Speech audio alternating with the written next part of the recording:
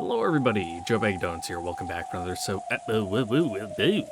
back for another episode of Umineko. There we go. Off to a fantastic start. Finished all my schoolwork for the week. Fantastic. Great. Now I just have to wait until next week because classes open up in like a couple hours and do it all over again. Love it. Anyway, how are you guys doing? I'm doing good. I'm a smidge peckish, but that's because I've been dieting recently, you know. It cut my meals down to like two like 500, 600 calorie meals a day. So, you know, it's not a big deal when I'm just sitting around at home doing nothing. It's not like I'll collapse and die. On days when I actually have to go to work, though, I'll have a couple real meals. That way I don't get anemic and like literally fall off the wing or tail of an airplane and fucking fall 100 feet and die. You know, just the little things you gotta watch out for. But I've already gotten one pot deep into my coffee, finishing off the second one. So I'm ready to go. Let's go. I don't really have much of a preamble like I did last time. Man, that bitch ain't fucking in there. Hey, don't. Even like your fucking Kinzo ghost has disappeared. Eva pushed Natsuki aside and knocked repeatedly with all her strength.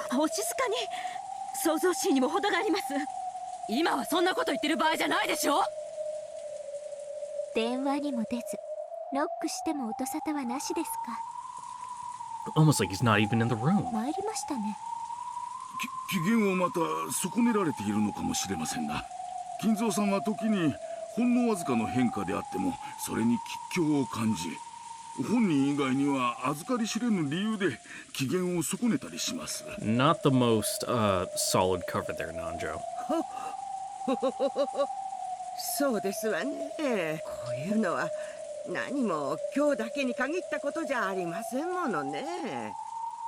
じい様ってそこまで書斎に閉じこもってんのか？ Well, yes and no. はい、1ヶ月以上も書斎を出られないことも珍しくはありませんので。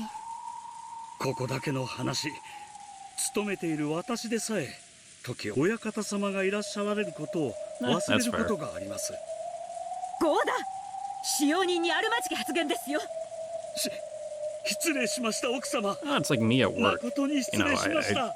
I'm the weekend night shift, so whenever I have to come in for like, I don't know, like some kind of meeting or any kind of scheduled appointments that take place during the week, I show up, and I've had it on several occasions where I go into like my section chief's office and be like, hey, I'm here for this, and they're like, who? Like, you work here? It's like, yeah, I've been here for like 3 years, and they just kind of give me a look, and I'm like, it's fine, you got here after me, whatever. とにかく連絡が取れるのはまずいんとちゃうか。下手したらお父さん事件が起こってることさえ知らんのやで。It's like I'm an at-risk animal that's almost extinct, you know, or that's like functionally extinct, you know, the one last one remaining in the wild that was spotted 10 years ago, and they don't even know if it's still alive. Keenly noticing that people were starting to doubt Kinzo's existence, Kanan mumbled his words. 最後にお父様に会ったのは誰？いつ？私です。昨夜、バトラ君が黄金を見つけたと騒ぎになる直前まで、お父様の書斎で一日の報告をしておりました。昨夜の23時頃ですね。やむを得ねえ。ここを開こう。なんですって？ここは当主様の大切な書斎であり、研究室です。I saw him in the woods at the time we found the gold. No way he would have been able to get back to the study in time. 許可なく犯すなど誰にも許されませんよ。ここにいる最高序列者は誰？私よ。後ろ宮家序列第3位のこの私。もし開けてお父様にお叱りを受けるなら、それもまた最高序列者の役割よ。緊急事態につき、ここを開けるわ。鍵あるんでしょ？開けなさい。Okie doke. ご存知とは思いますが、書斎の扉はマスターキーでは開きません。Good thing Natsuhi has the keys. 最近は源氏様からも鍵をお取り上げになられ、2本の鍵は全て親方様がご自身でお持ちになっておられました。ですのでこの扉を開ける2本の鍵が全て書斎の内側にあるってわけか。密室。グッ Don't look so excited. とやっと少し面白くなりました。これで書斎の中で金蔵さんがベッドで首を切られて死んでいたら、なかなか面白いですね。不謹慎が過ぎますよ、エリカさん。とにかくお分かりの通り、この扉はお父様が持つ鍵でしか開きません。Well, it wouldn't be. So to say, it wouldn't be that impressive, but the door has the auto lock on it. つまり外からお父様に接触することは殺人犯であっても不可能ということです。ですから当主様が無事であるのは間違いありません。だからってBut the question お would 父 be 様 how, の you 安 know, 否を the 確かめな murderer くて got いいって in. 論法にはならないでしょ。あなた尊敬するお父様の無事をそんなに確かめたくないの？ Oh, just go through the wall. そういうわけでは。The atmosphere, which had been so agitated a second ago, suddenly went cold, and an eerie feeling filled the room as everyone stared at Natsuhi. They could understand why Natsuhi would protect the study under normal circumstances. It was understood that she probably didn't want to disturb the research of Kinzo, whom she respected, and she was therefore trying to keep the unpleasant relatives away. However, this was an emergency. People had been murdered. Natsuhi's persistence in keeping things quiet for Kinzo even in a situation like this was hard to understand from a rational perspective. 今この島で起こっている殺人事件は、おそらく碑文をなぞる見立て殺人になると思われます。事件は続くものと考えるのが妥当でしょう。Mm-hmm. あの碑文を見立て殺人だとして見直すなら、さらに事件は続き、合計で13人の命が奪われる計算になります。13人という犠牲者がどれほどの人数か。 Well, it would be the majority of the people here. おいおい、この島に何人いると思ってんだ。そのほとんどってことじゃねえか。のんのん、違います。私の知る限り、ミステリー誌で最も死者が出る連続殺人は、犯人も含めて全員が死亡したイギリスの某作品の10人です。日本ミステリー界では先生術師が探偵役を務めたあの作品かと。まあこっちは10人 A little over my head with those ones. 知ってました？このまま13人死ぬと世界ミステリー史で最悪の快挙、13人連続殺人事件が完成するんですよ。それどころかもし Yeah, but then that's just, everyone's just gonna keep trying to one up each other. なんと世界最高の連続殺人ミステリーと日本最高の連続殺人ミステリーを足したよりも多い歴史的快挙の連続殺人ミステリーが起こってしまうことになるかも。 How exciting. ねえ、知ってました？皆様方。 Didn't know, didn't care. この事件の犯人、全世界全歴史のミステリーを塗り替えかねないとんでもない挑戦をしてるんですよ。もちろんそんなの皆様方はとっくに気づいてましたよね。 They say looking at the reader beyond the screen. 推理好きならミステリーの女王の作品は必読。さらに日本人なら新本格ミステリーくらいは読破してて当然ですから。 What is that? Shin Honkaku. New Orthodox is a genre of Japanese mystery novels intended as pure logic puzzles to be solved by the reader, taking inspiration from works of Golden Age detective fiction and the ideas of S.S. Van Dyne. The rise of the New Orthodox movement, which revived and revolutionized the genre of Orthodox detective fiction in Japan, can be attributed to Shimada Soji's The Tokyo Zodiac Murders in 1981 and Ayatsuji Yukito's seminal work, The Decagon House Murders in 1987. Shin Honkaku is the third wave of detective fiction in Japan, preceded past tense, decades earlier by less well-known works such as The Case of the Murder on D Hill, Edogawa Ranpo, 1925, and The Non-Serial Murder Case, Sakaguchi Ango, 1994. The latter was part of an earlier movement known as Shin Geisaku, new burlesque, which bucked the trends of the pre-war Japanese literature. Thank you for the Japanese lit lesson there. I really needed that. 皆さん、本当に読書足りてます？ I can guarantee I haven't.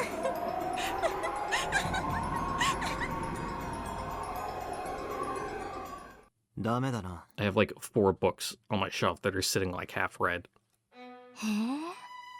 え。なら、お前もまだ読書が足りてねえぜ。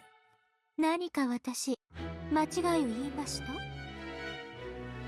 Erica, who had been chatting away happily all by herself up until a second ago, changed her expression into a displeased glare in an instant. 日本ミステリー界の話だが、新本格よりも先に、新下作派の一人が別の作品を書き上げているぜ。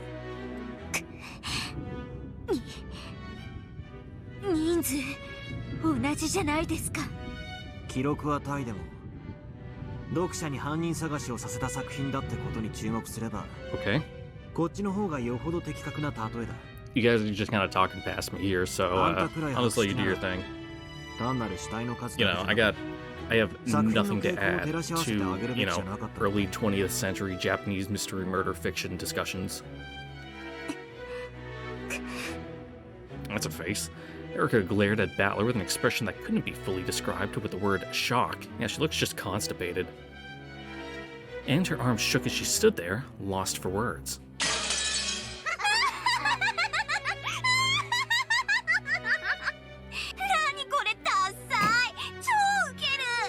I'm kind of with Lambda Delta here on this one. 仕方ないわよね。新本格の方がミステリーとしての知名度は高いもんね。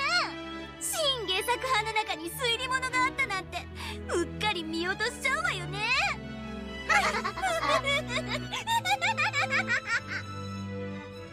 Lambda Delta kept on hitting the table with both hands, overcome with laughter. Even Bernd Castell, who had been enduring the humiliation, suddenly snorted and started pounding at the table and laughing in the same way.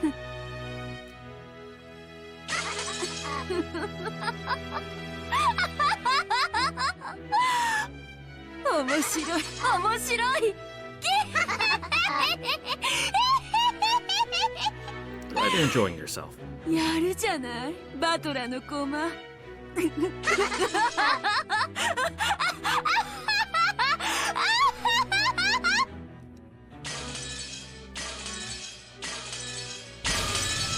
Just need to add like the Vine boom sound effect. Just go into the game files and replace the glass shattering with the Vine boom. バトラさんって結構 You know, that'd probably be a pretty easy thing to do. 本読まねえよ。全然な。嘘ばっかり。かなり Yeah, then where the fuck you pull that 博 one 識じゃない from? ですか。本を読んでるなんて答えそうなこと俺にはとても言えやしねえぜ。本を読んでるってのはな、年 Excuse に me? 本の100冊も読まないようなやつ If reading any book a year is like well above the average, my が guy. うかつに口にしていいことじゃねえんだぜ。コマの文才って。 Fucking secret bibliophile battler. Jesus Christ. とにかくやな、そんな大事件に発展させるわけにはいかんで。そうだな。とにかく今は親父の安否を確認するのが最優先だ。しかしどうする。電話もノックも無視、鍵は内側。これじゃお手上げだ。この分厚い扉をぶち破るのか。そいつは何や話だぜ。ひょっとするとお父様は何者かに襲われて大怪我をしていて、誰かの助けを待っているのかもしれない。この非常時 Should have got the old man a life alert. お父様だって分かってくださるわ。それで叱責があるようなら私が甘んじて受けようじゃない。しかし扉を破るなど。ま Oh, だ that was one where I needed to hit it again, but she said it'd be too rude. そうです。窓です。3階の窓まで届くはしごか何かはありませんか？ I mean, ooh, third floor. That's pretty high. 窓を破れば中に入れるはずです。 Like that's a big ladder you would need. Erica finally gathered herself together, and her tone regained its decisive edge. 3階の窓なんて危険でございますよ。やってみなけりゃわからねえさ。3階まで届くはしごはねえのか。園芸倉庫のはしごにはそこまでの長さはないかと。ああ、ならボイラー室のはしごはどうですか？ Why do you have a 3-story ladder in the boiler room? 以前雨どいの上に鳥ガスを作った時、Okay, そ that れを explains 使 it. った覚えが。ええ、あれなら届きますとも間違いありません。 I'm surprised this building just doesn't have, roof access that you would have to, take a ladder all the way up there. Just harness up, get on the roof, hook yourself into somewhere, and then just, scramble down the side of the roof to clear the gutters. He may have been extremely happy about thinking of something Kennen hadn't. Looking pleased with himself, as though he had won something, he glanced around at everyone. He was probably hoping that Natsu would praise him, but she quickly avoided his gaze. Yeah, just kind of threw her under the bus unintentionally there, but... Of course, Kennen had also known about that ladder too. However, in order to protect Ginzo's secret, he had intentionally pretended to have forgotten. この天気ですし、風も強いです。 Well, good thing we got a good number of strapping, strong men here to hold down the い base. くらなんでも危険では。同感だ。大怪我をしても明日までは病院にも Yeah, 行けないのですぞ。 just gotta have Nanjo stand on the bottom rung, and that thing ain't going nowhere. 中庭なら風の影響が少ないかもしれないわ。 Oh yeah, it's the internal とりあ courtyard. えず様子を見て No, み wait, no, る it 価値はあると思うけど。 Because fucking Kinzo's thrown his ring into the woods from his い window. やー、しかし3階までとなるとなかなかにこれが大変。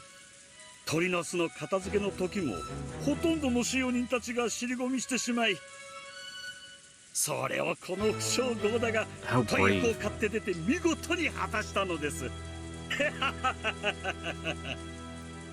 し、何の問題もない What a で。 man's man. 何しろ届くはしごに。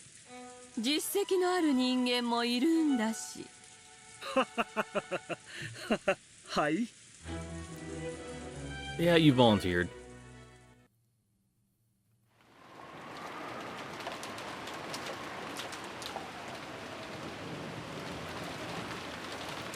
As the courtyard was surrounded on all four sides, while the rain was fierce, the winds had almost no effect. No, it is the internal courtyard. Fortunately, the roof jutted out just a bit, so even the rain wasn't so bad. よし、はしごを立てかけてみるか。気をつけろよ。怪我すんなよ。 Guess I was just making assumptions when I assumed, when he threw it off into the dark, it went into the trees. There's trees outside his... I'm pretty sure outside, like, the window in the CG or whatever. In like, the background CG, but I guess it's just, the courtyard trees. Oh. Rude Open Battler carried the special ladder, which was designed for work in the high places. Two umbrellas followed the pair. Shannon and Cannon were holding umbrellas and sheltering Rudolph and Battler from the rain. 俺たちは濡れても平気だぞ。ひさしの下に戻ってな。ゴーダさん、膝の調子は悪くても、はしごクレイは抑えられるだろ。はいはい、ヒアルロンさんさえ十分ならはしごもスルスルなのですが、いや、本当に申し訳ない。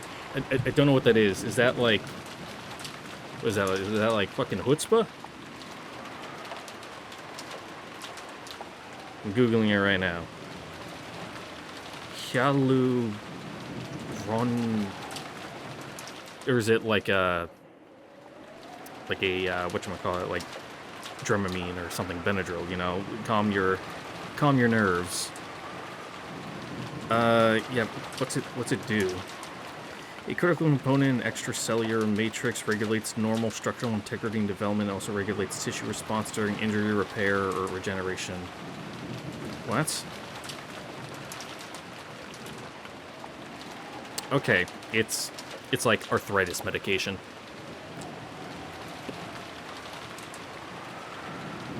Yoda rushed up to replace Shannon and Ganon. Kyrie giggled as she watched him. 親父、金槌。おう、マトラ。お前、アスレチックは好きか？アスレチックより日曜大工頑張るかっこいい親父が好きだぜ。こいつやれやれ。たまには息子の前でいいとこ見せてみるか。Yeah, especially now that he's, above you in the pecking order. マトラ、ゴダさん。Get a nice family loan from your son of $1 million. しっかり押さえててくれよ。あと、ちゃんと上を見てろよ。俺が手を滑らせて。この金槌を落っことしちまうかもしれねえからな。But, don't look up when he breaks the glass, otherwise you might get, glass shards in your eyeballs. 安心しろよ。キャッチして親父の頭をかち割ってやるぜ。Rudolph put the hammer meant for breaking the window into his pocket. Then, after cracking his knuckles, he started climbing the ladder. ルドルフ様、大丈夫でしょうか？ I mean, it's just a ladder. 大丈夫よ。あの人アクション映画向きだし、それにスポーツだって得意なんだ。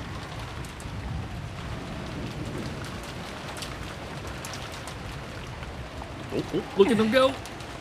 得意のスケートがはしご登りにどう役立つか聞かせ。俺はイナバウアー。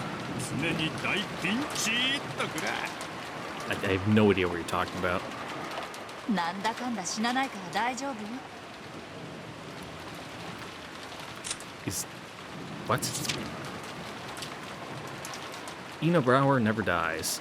Ina Brauer, 1941 to 2014, was a champion German figure skater whose name is associated with a movie and figure skating that became famous in Japan. Thanks for telling me that one, otherwise I would have no clue what the fuck you're talking about. However, the reference goes deeper than this. Rudolph's voice actor, Koyama Rikiya, was the Japanese dub voice for Jack Bauer in the TV series 24, 2001 to 2010. He Never Dies is a reference to one of the number of comedic Japanese TV commercials for 24, in which Koyama Rikiya sings, "I'm Jack Bauer, always in danger. I'm Jack Bauer, I never die." I'm sure that would hit much more, on point if I was familiar with Japanese television from the early 2000s. それより鎧戸が降りてなくて幸運だったわ。お父様の書斎では夜鎧戸を下ろす習慣はないの？ Oh, what, to prevent a break-in? いえ、お部屋に入ることが許されている時には朝と夜に開け閉めをいたします。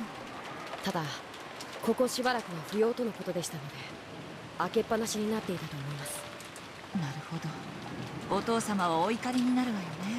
お休み中に息子が窓を割って入ってきた。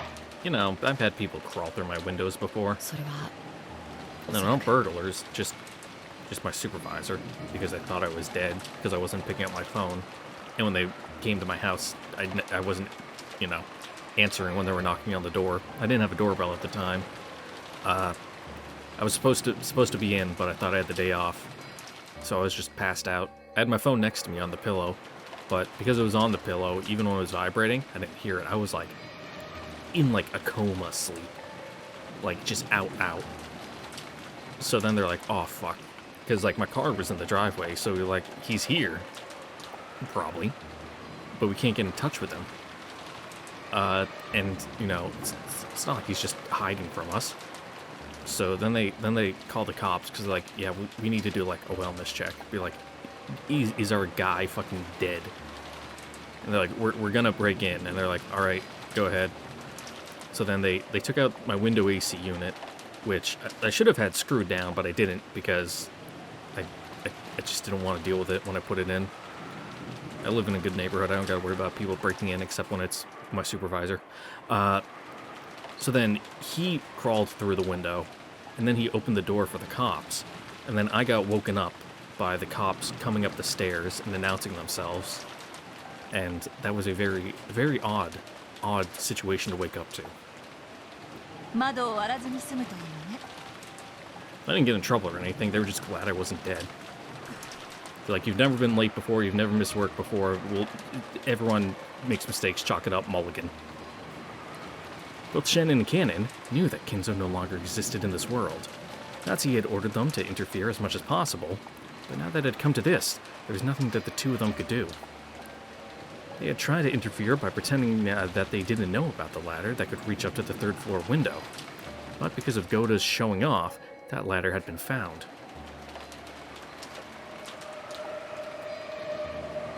Rudolph carefully climbed the ladder. He would reach the third floor window very soon. As he did this, Shannon and Cannon stared at him, looking uneasy. What would happen after this? To the two of them? To Madam? To the Master? Very soon, Rudolph would reach the window. この部屋の結界ももはやこれまで。城壁を乗り越えようと兵がよじ登って They found the weak point in the back. まさに落城は目前というところへ私にいつでも消え去る覚悟はできておるぞそうはいかぬ。泥をすすってでも生き延びてもらわねばならぬでな。後のことは考える。今はここを逃れよ。Yeah, sure, Beatrice. Fucking throw Kinzo over your shoulder and carry him out. どうしたものか廊下には未だエヴァたちが陣取り窓にはルドルフが迫っている扉にも窓にも退路はないぞならばベッドの下に隠れ潜むもありか私には玉座にて待ち受けることさえ許されぬかそなたの人生ならばそれも潔いし。しかし今のそなたはわらわと夏日に生かされる亡霊よ。亡霊は亡霊らしくベッドの下かクローゼットに潜むと相場が決まっておるわ。その程度のことで Going with the episode 1 technique of, where Kinzo quote-unquote could be hiding, but he wasn't because he was already dead. 大丈夫。私がついてるの。最後の瞬間には私があんたを脱出させる。危険だ。悪魔とて半魔法の毒素に焼かれればただでは済むまい。If Gap's here, why don't you all just, why doesn't she throw down like a fucking Looney Tune hole and you all just jump in and go somewhere else? 大丈夫よ。それに私、そのくらいヤバくないとドキドキしないのよ。頼もしい。わかった。私はベッドの下に隠れよう。お嬢さん、ルドルフがもうじきまで。Yep, cause some complications if you're seen here. 気が変わった。わらわがここを守る。そなたはロノウェと身を隠す。なんですって。話が違います。Yeah, what's your angle here, Beatrice? ここはガープに任せ、お嬢様は非難されることになっていたはずです。Even though Ronove should have been used to her fickleness, this surprised him for the first time in a long while. Though Beato was a powerful queen, she was also an important piece that should not be exposed to danger.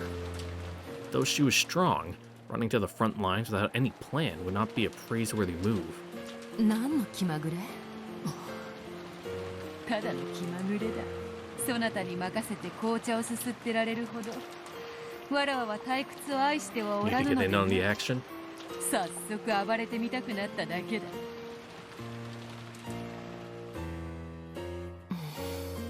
わかったわ。あなたのゲームだもの。あなたの好きにするといいわ。私は決した第一の番の死体が暴かれることがないよう、しっかり見張っていることにする。すまぬな。そなたの見せ場を奪って。よろしいのですか、お嬢様。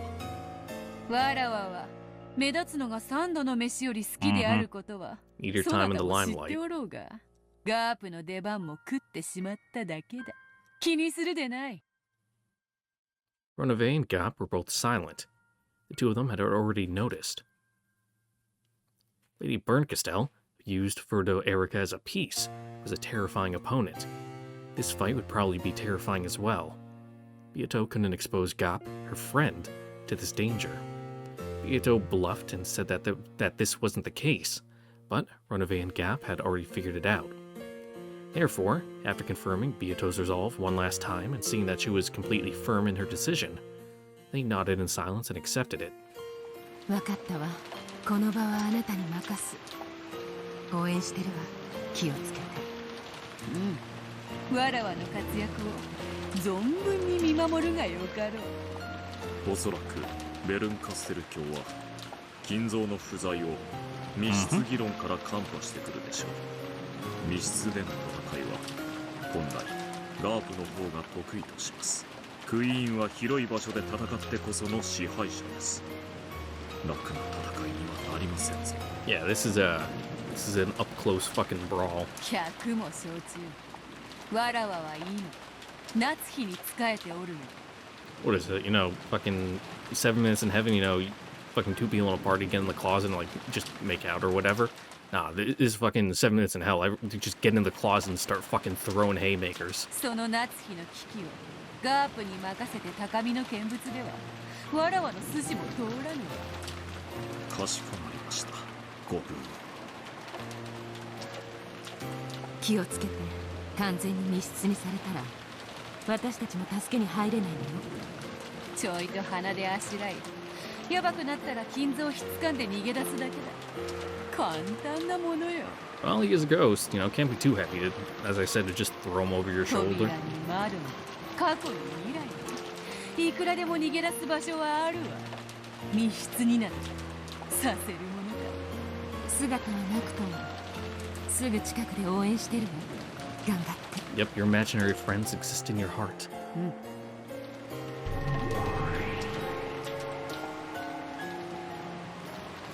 Gap and Ronove became a swarm of gold butterflies and disappeared, and Kinzo melted into the darkness beneath the bed.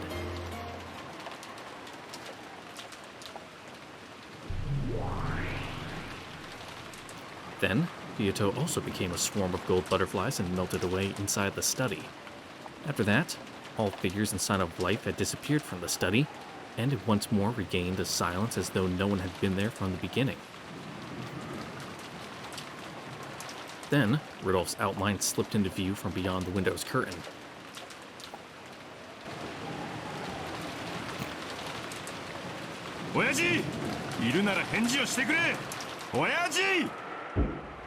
As he yelled, he hit the window. His foothold was so uncertain that just hitting the window felt life-threatening. But of course, this was Rudolph, the show-off. Deciding that he wouldn't show himself up with so many people watching from below, he suppressed the fear from being so high up, and boldly knocked on the window.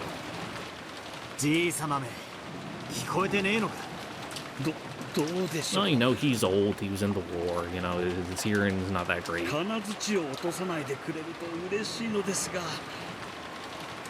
何秒経った窓を叩いてから今30秒経ちました。やっぱり Mm-hmm. 割るのですか？その親方様が Well, if you didn't want to get glass everywhere, one thing you can do is you can take like duct tape and put it on the pane first that you're gonna break, then hit it, so that way glass shards just don't go everywhere. They just kind of all break, but then stick to the tape, and then you can just peel the tape off, so that way, you know, you're not sweeping up and vacuuming little pieces of glass everywhere. その怒りを受けるのは自分の役目と You're still gonna get like some tiny shards, but ルドルフさん、十分よ。やって。おう、親父め、割った後で文句言うんじゃねえぜ。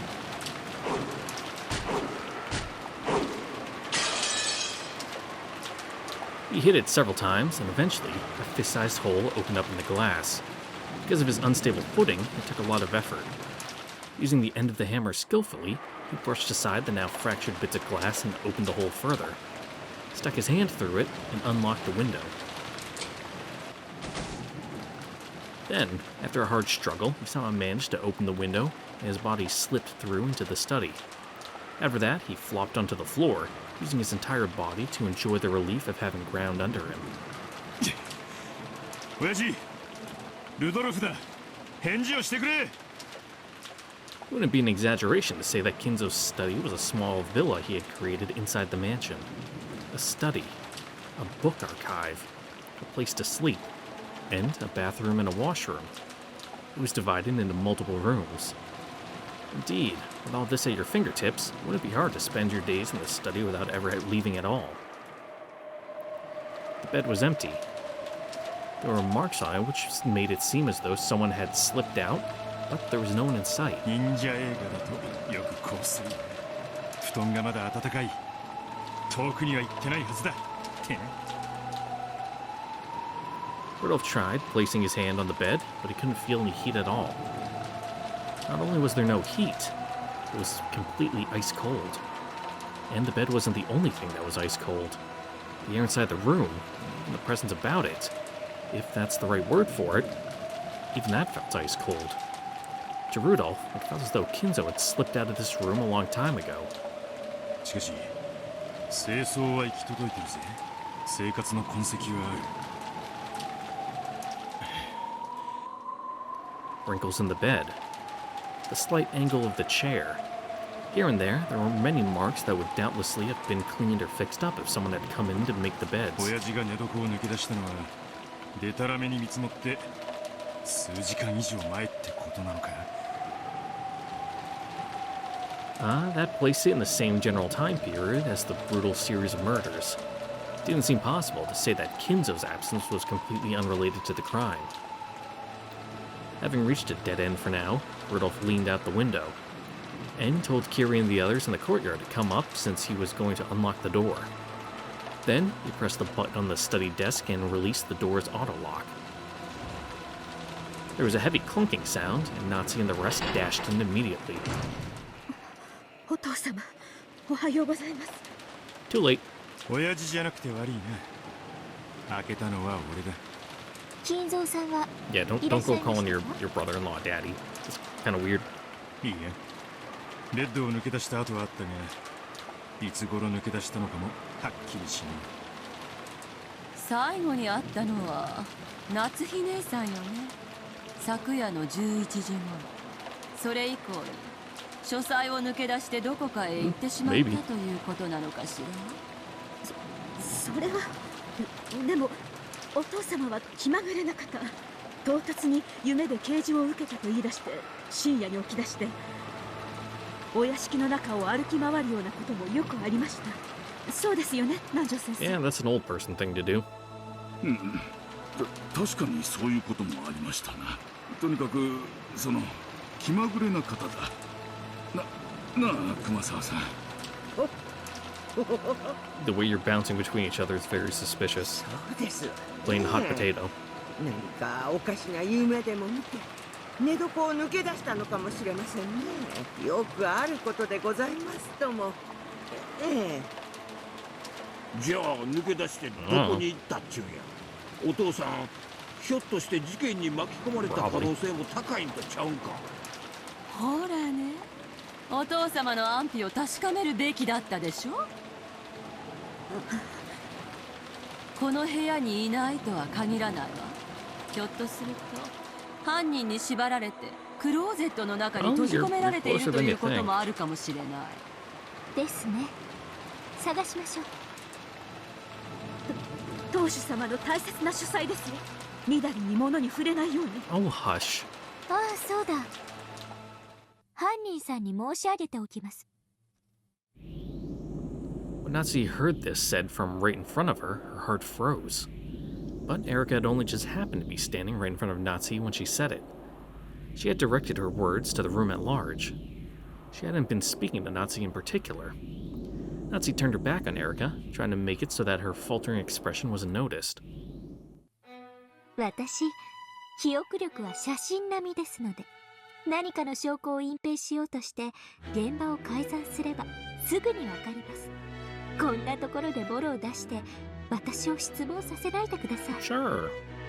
フーダニットが犯人のボロや出現で特定できるミステリーなんて三流だと思いません？何を言っているのか分かりか What a ねます。 fucking cheat character you are. 不謹慎な発言は慎むように。お父様、いらっしゃいませんか？お返事をしてください。 Natsuki started walking around and calling out in a loud voice, refusing to let Erica say any more. There was a knock, Kiri and the others who had gone down to the courtyard had returned. やっぱりお父様はいない？ Nope.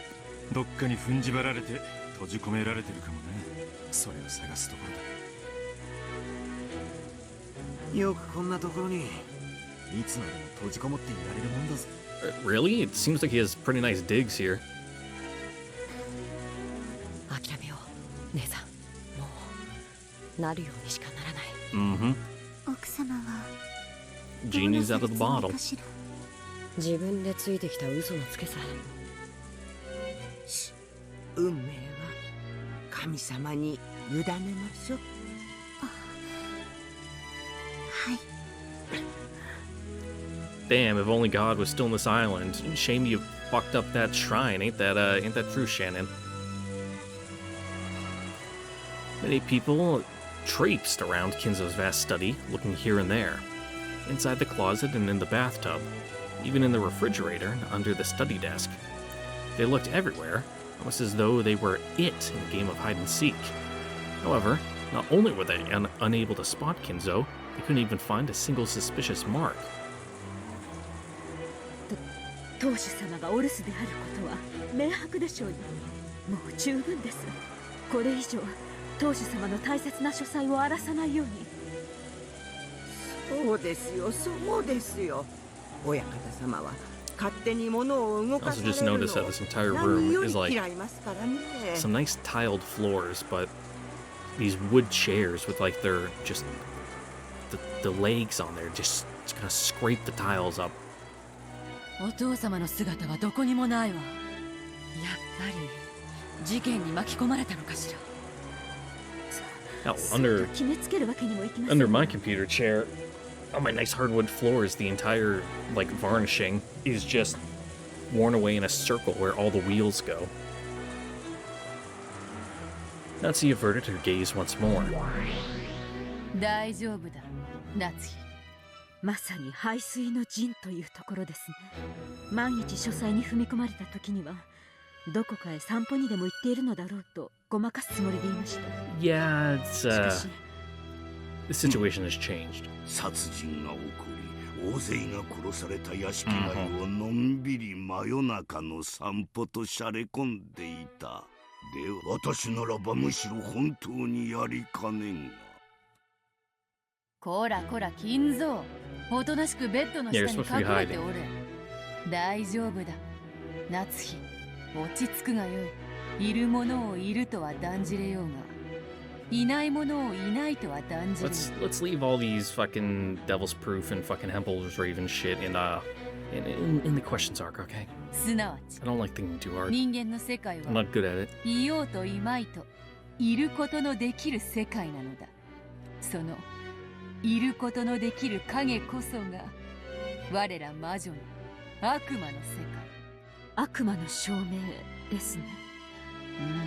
うん、だから安心するがよい。悪魔の力がそなたを Yeah, but 絶対に how 守る。 well is like a rhetorical argument like that gonna work on, you know, fucking Mary Sue Erica?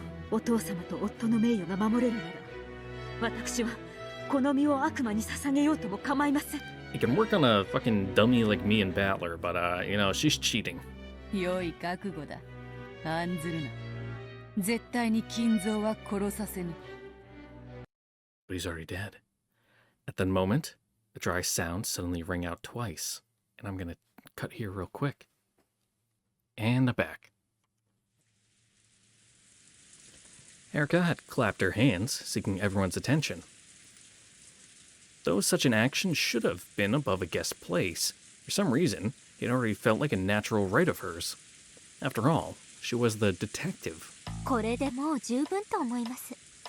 この書斎に後宮金蔵さんの姿はありません。But did you look under the bed? 隠れられる場所は全て探したぜ。親父の姿はない。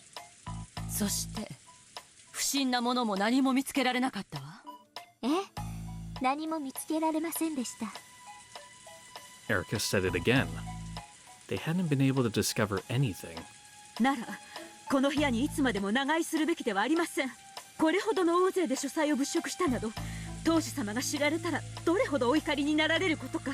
Why so quick to get out? This is like the safest room in the house. エヴァさん、あなたは責任を取られる覚悟があるとおっしゃいましたね。生涯絶縁されるくらいの覚悟は終わりなのでしょうね。それを決めていいのはあんたが決めることじゃないわよ。お静かに。状況を整理したいと思います。昨夜の23時に Alright. 最後にこの部屋で金蔵さんにお会いになられたのは夏日さんですね。それをどなたか証明できますか？証明？ええ、そうです。You know, anyone to verify her alibi? For Kinzo? 夏日さんが本当に昨夜の23時にここを訪れたかどうかは夏日さんしか自称していません。金蔵さんが昨夜確かに夏日さんがやってきたと証明してくれればいいのですが、その肝心の金蔵さんがおられませんので。アリバイはミステリーの基本ってわけ。ええ、そうです。アリバイは大事です。どうせ推理の役にはほとんど立たないのですが、その辺の重箱をつつかないといけないとお作法で決まってますので。Yep. Give everyone a chance to say their piece. 昨夜の殺人のアリバイ探しなんてやってもないくせに、じい様の失踪についてだけはアリバイ探しをするのかよ。本当に気まぐれなやつだぜ。あ、ご安心を。もちろん第一の番の殺人についても Well, you already got it figured out? みっちりとアリバイについて全員に確認させていただきますので、こうご期待を。それでどなたか夏日さんが23時にここを訪れたことを証明はできませんか？できなければ夏日さんが最終目撃者であることから疑わなければなりませんが。 Okay. 私が信用できないというのですか？ Oh, not that. Just that, someone else might have seen him and they were just being a little untruthful about it. いえいえ、むしろ逆です。あなたには犯人があってほしくないんです。だってすっごくつまらないじゃないですか。一番怪しい人物が本当に犯人だったなんて三流ミステリーの極みです。 Fair. 夏日さんが怪しい。 I mean... 待ってくれ。どうしてそういう論法になるんだね。そうですとも。 We the reader from our, omniscient position here, well, not fully omniscient, but, our outside perspective, yeah, that's he's sus. 奥様が怪しいなど出現にも程があります。静かに。南條先生、ゴーダ、ありがとう。エリカさん、それだけの無礼な発言をなさるに足る根拠は終わりなんでしょう。 In my own house. すっごいシンプルで嫌なんですけどね。テレビドラマレベルの根拠で恐縮ですが、 Sure, go ahead. それでもよければ。聞かせてもらおう It's ぜ。 not like we can stop you. You're gonna say it anyway. When Battler glared at her, a cold expression rose to Erica's face for an instant. But it was only for an instant. After smiling peacefully and gazing around at everyone, she started to talk. She looked like she was the main character in a play, who had just come out onto the center stage bathed in a spotlight. 今朝の話です。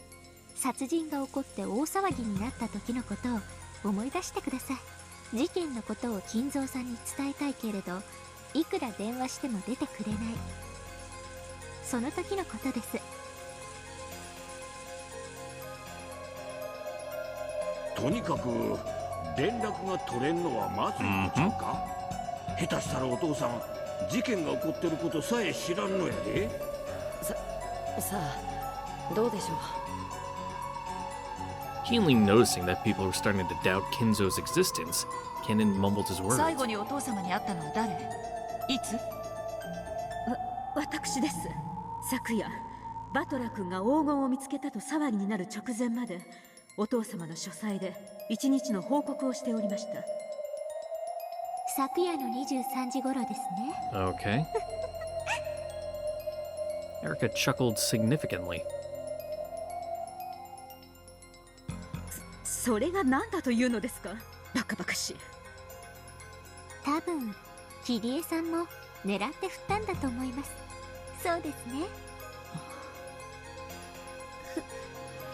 振ったとはどういう意味でしょうか？ひょっとすると誰か引っかかるかも。 Okay. そうですね。ありがとう、キリエさん。実はあの発言はあなたがなさらなければ私がするつもりでおりました。最後に親方様に会ったのは誰かという質問に、そんなにも意味があるというんですか？はい、状況的に考えて最後に会ったのは誰という質問に対し、夏日さんが私ですと I mean, 即 yeah, 答するのは it's fair. とて You も know, 不 like you 自 said 然なん earlier, です。 you know, someone else might have seen him.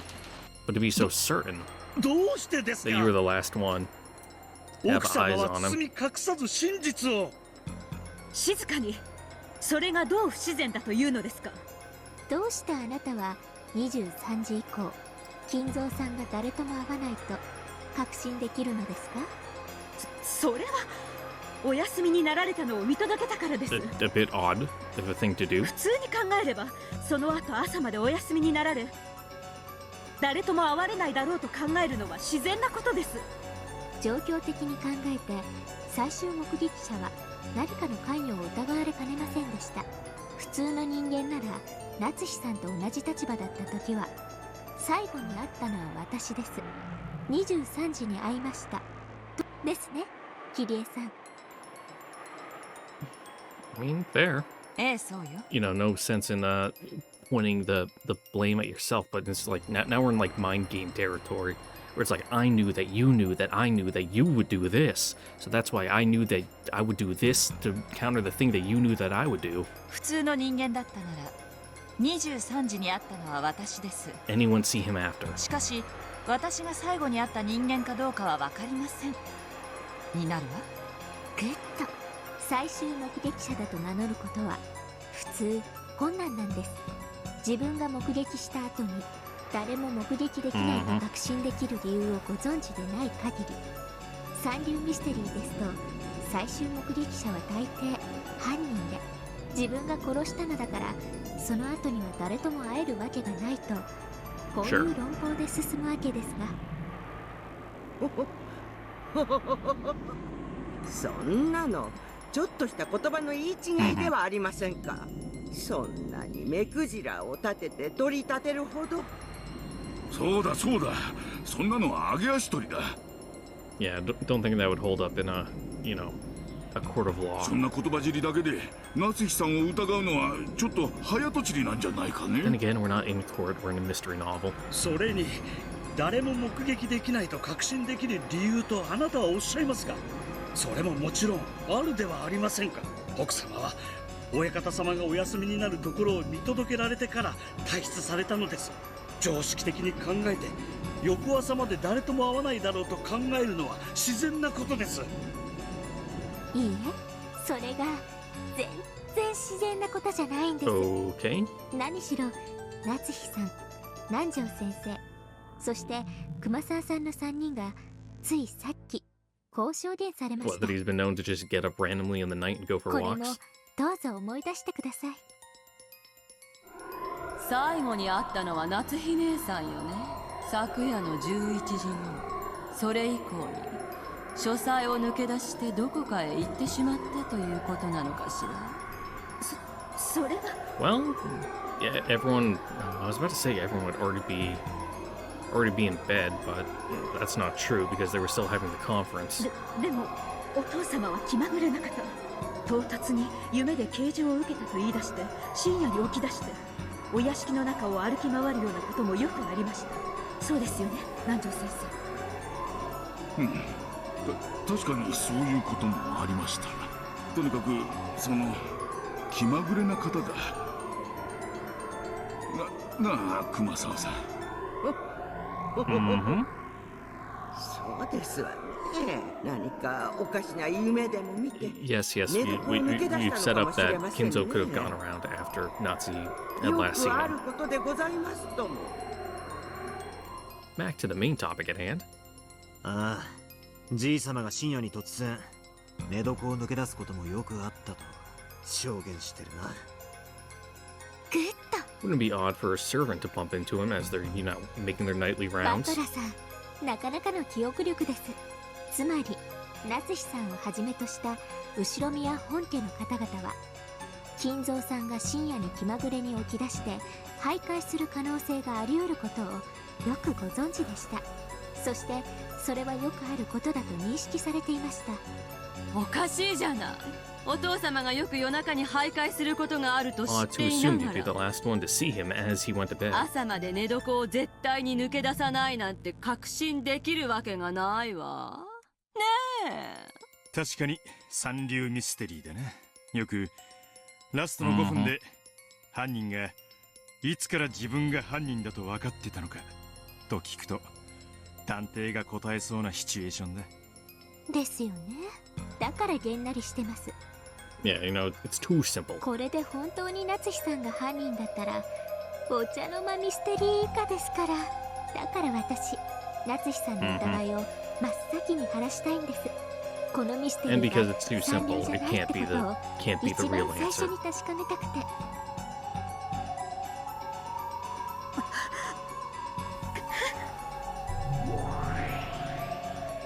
焦ることはないぞ夏日。探偵気取りお得意の言葉遊びよ。だからなんだという Yeah, の but it's making you squirm. この発言だけでそなたをどう追い詰められるというのか。地獄の法廷とて陪審員の悪魔たちは全員そなたの無罪に投じるわ。 Does like the legal system in Pandemonium have a, you know, is it that good? だからうろたえず落ち着くのだ。確かにそういう風に言われりゃ夏日おばさんが不審そうにも見えるさ。だが俺にはただの揚げ足取りにしか聞こえねえぜ。でも怪しいわ。夏日姉さんが何かを隠してるかもしれないと疑うきっかけには十分だと思うけれど。全くの言いがかりです。 I mean, but it's not. それに卑怯ですよエヴァさん。私が23時に確かにここにいたことは他ならぬあなたが証明できるではありませんか。そうなんですか、エヴァさん。あら、そうだったかしら。 Oh, you know, it's just been so eventful, slipped my mind. ごめんなさいね。何しろあの時は黄金が見つかったと気が動転していたから、今の今まで夏日姉さんに会ったの忘れていたわ。エヴァさんが夏日さんが23時の目撃 She 者であ says, るこ sticking her と tongue out を and 証明 fucking できる hitting ん your で head a す little. ね。ええ、残念なことにね。夏日姉さんの言い分を一部は認めること Let's が not できる turn わ。 Ava into a little moe character inside our こ minds, の部 please. 屋 I か don't ら like 出 that. てきたということだけはね。何が言いたいのですか。私が言いたいのはこういうことよ。いいえ、ずっと前から言いたかったの。 Okay. こんな悲惨な殺人事件の真っ最中にこんなことを言い出すのは本当に場違いだと分かっているけれど、 Well, you look real happy 今 about が it. ちょうどいいタイミングだから言わせてちょうだい。分かってるわよね、夏日姉さん。 The servants gulped and held their breaths. It seemed that they hadn't been able to hide it after all. In the middle of this heavy silence, Ava finally, Ava fingered her trump card, and Nazi pretended to be calm. Both space and time grew heavy as lead and swallowed up everything. 金蔵さんっていつからいらっしゃられないんですか。 Erica's words, spoken almost casually, tore that atmosphere to pieces like shattering glass. はっきり言うと俺たちは今年はおろか去年の親族会議でさえ会っちゃいね。 He set off on a journey. そうや、わしらは去年の時点から疑っとった。息子たちが殺されたこんな時にこんなことを追求するのは場違いかもしれんとは思っとる。だがひょっとしたら事件と関係があるかもしれんから今追求させてもらうで。夏日姉さんたちにはお父さんの死を隠す動機があり得るの。お父さんの財産を横領しているかもしれない嫌疑よ。You know, maybe just a little. もしお父様が死ねば財産分配のために調査が行われ、横領は白日のもとにさらされるわ。だからあんたはお父様がすでに亡くなっているのを隠しているのよ。なるほど、ホワイトニットは十分というわけですか。ますま Yeah, すによって it's a 三流 pretty です。 solid motive. はあ、つまらない。 Well, that describes Nazi pretty well, now don't it? 何を言っているのか分かりません。私が当主様の死を隠していると、そんな暴言断じて許せません。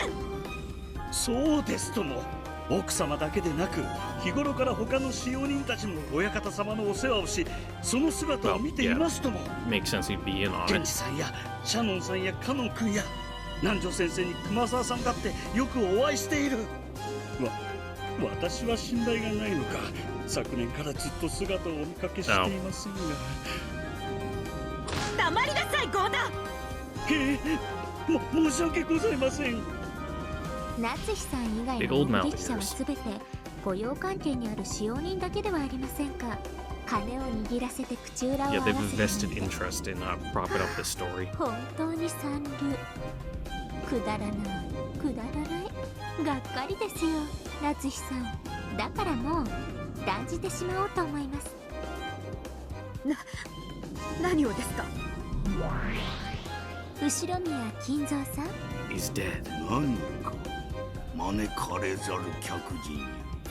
あなたは存在していませんね。遺産問題であなたの死を知られたくない人間たちによってその死を隠蔽された亡霊。What a silly thing to say. 亡霊は亡霊らしく、とっとと現世を立ち去るべきです。初めてお会いしたのにご挨拶がまだでしたね。はじめまして、こんにちは。そしてさようなら。 Hit him with a red. Beato's pipe stopped mere millimeters from Erica's face, so close that you might just barely have been able to wedge a single sheet of paper between them.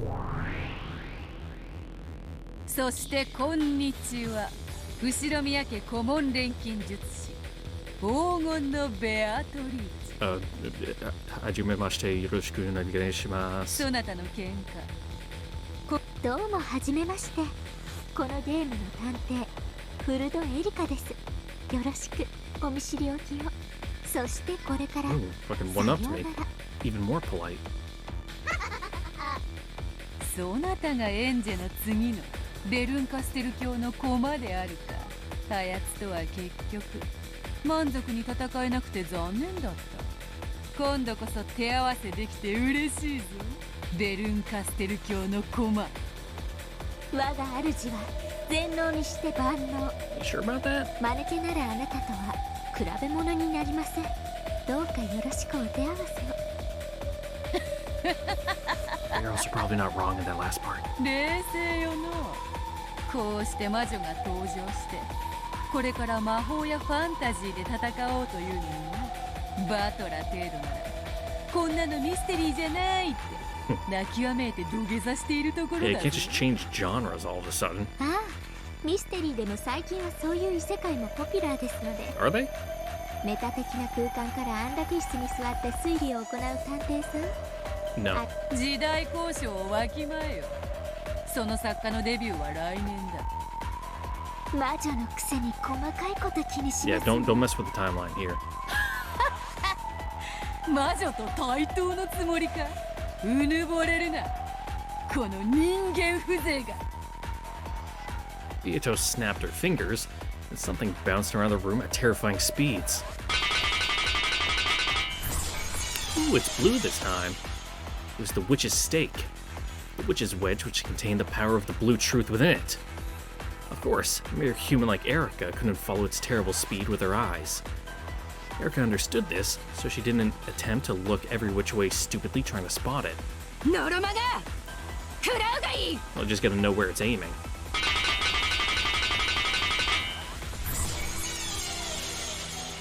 With a terrible sound, Lucifer's blue stake buried itself in Erica's right collarbone. It shot all the way through and out her back.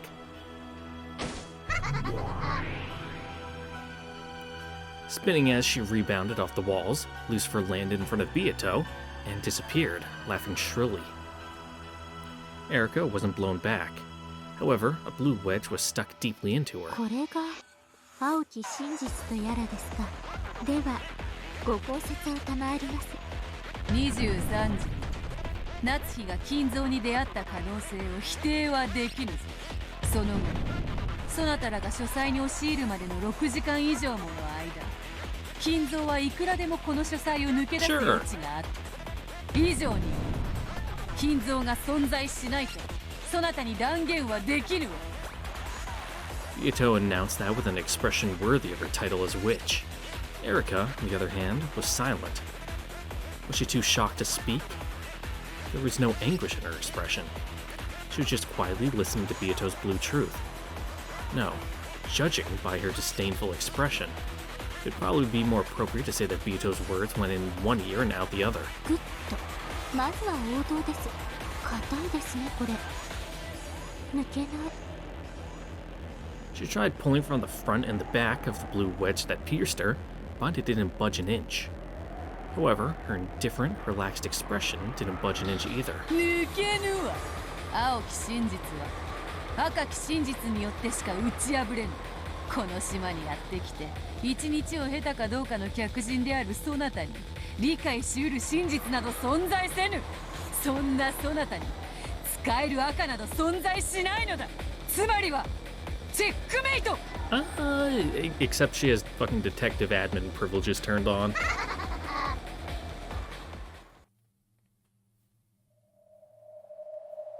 なるほど。ここはそういう空間ですか。なら魔女と戦うにふさわしい駒が必要ということですね。私は探偵。What, you need your 人 Watson? 間の犯人を相手にするのを役目としましょう。あなたは魔女。魔女やら悪魔やらを相手にする役目ならふさわしい駒がいます。ご紹介しましょう。ミス・ドラノール。あなたの出番のようです。ドラノール。やっぱりね。いつか絶対に持ってくる駒だと思 I'm ってたわ。 glad you're in on it. 魔女を狩る銃のくさび。魔女狩り大司教ドラノール。悪魔との戦いにこれほどふさわしい駒はいないわ。 Sure, I'm unfamiliar with the name, so I'll just have to take your word with everything you say here. 私の分身たるエリカに魔女の最大の天敵ドラノール。私は2つのルークで今やセブンスランクを支配したわ。見せてもらうわよ。ラムダデルタ、そしてベアトリーチェ。あんたたちの無駄なあがきよね。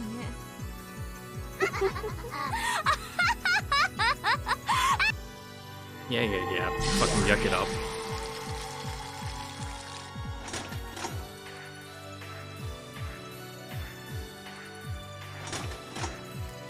The air shone brightly, and the piece Erica had guided there showed its form. It was a form that resembled a cleric, perfect for confronting an evil witch. はじめまして。 Ooh, you in all ド caps. ラノール・エイノックスと申します。 Dlanor A. Knox. Also, name in all caps. Dlanor A. Knox, a member of the... Oh god, this is some fucking German shit. Eisern Jungfrau, the 7th District Repentance Enforcement... 7th District Repentance Enforcement Agency of the Great Court of Heaven, Chief Inquisitor, rank Archbishop, first class. Goes by the name Dlanor of the 10 Wedges, or Death Sentence Dlanor. Nice pumps. She gets the name Death Sentence because, though Inquisitors normally judge their targets to determine whether they deserve the death penalty or not, Dlanor, as the Chief Inquisitor, is only dispatched after a case has been vigorously inspected by the Great Court. Therefore, the act of dispatching her is equivalent to a death sentence. Her father was a legendary Inquisitor, but he broke the rules and was executed. She was the one who interrogated and executed him. Since that time, she has stopped growing and her body and mind remains internally those of a young girl. It is whispered that her heart also died at that moment, but she does not see it that way. Her primary weapons are the conceptual arms, Red Key and Blue Key. They take the form of a large longsword and a short sword. Cool. Also, you seem to have forgotten to put on your skirt. Very Karen of you. Not Kay Karen, but but C. Karen. Also, kind of a priestly. Even though the atmosphere in this space could be cut with a knife, she introduced herself in a neat and frank manner. Her out-of-place appearance, completely different from those of the demons and witches, felt blatantly odd and and had a kind of severity to it. そなたとは初対面であるが、噂はかねがね聞いておるぞ。ゆえに、初対面という気は全くせぬでな。こちらこそミス・ベアトリッチェ。アイゼルネ・ユングフラウはあなたについての詳細な資料を600ページにまとめました。Well, that sounded like it updated to something.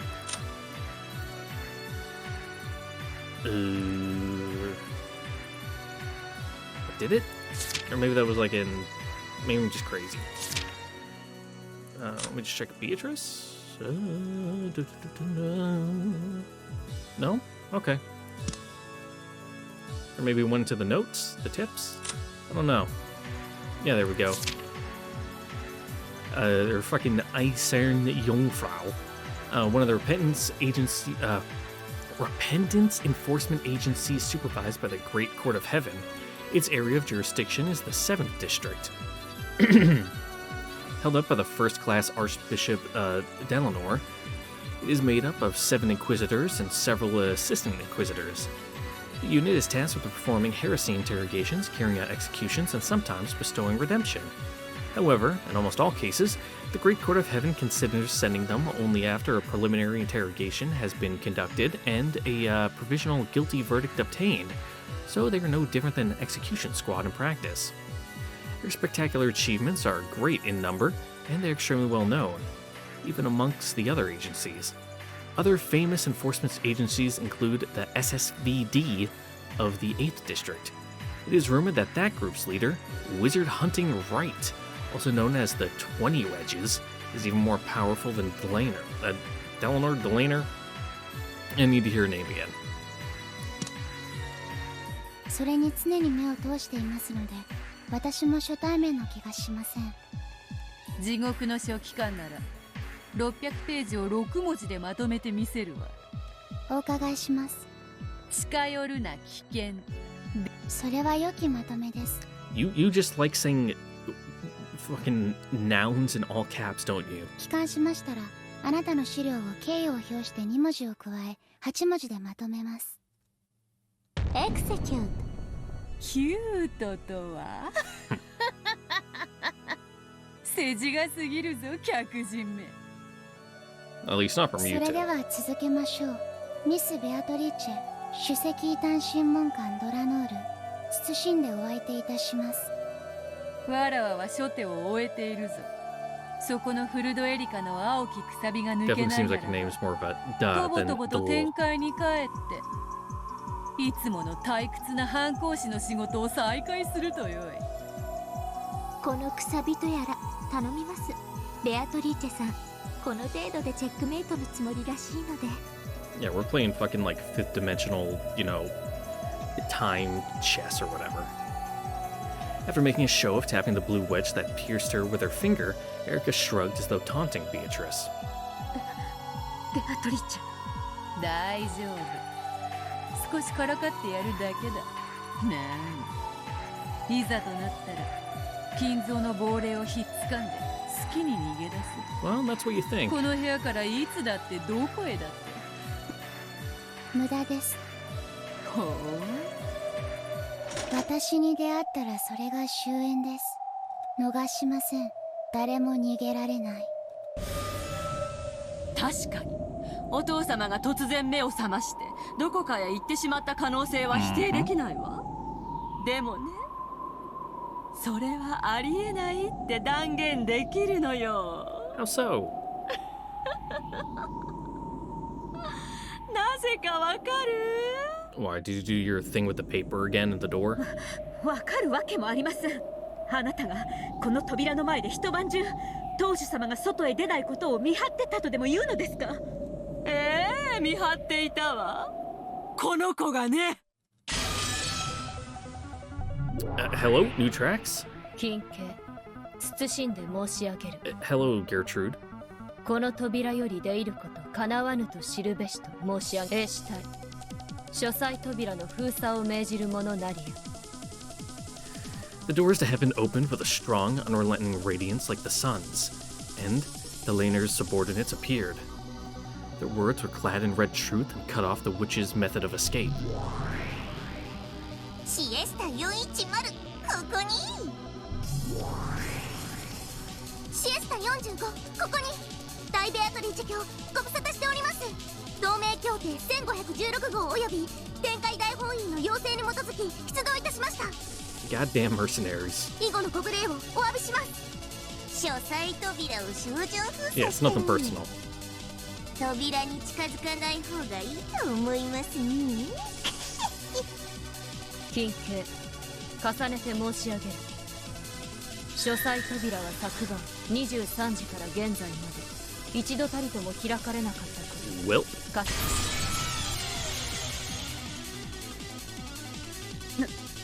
何ですかその紙切れは。何の変哲もないレシートよ。 Yep, just something in her pocket. でもね、このただの紙切れがあんたの嘘を立証しちゃうのよ。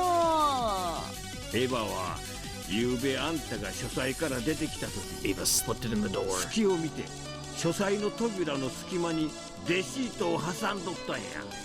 そしてそれは今ルドルフ君が扉を開けてくれた時に落ちたんや。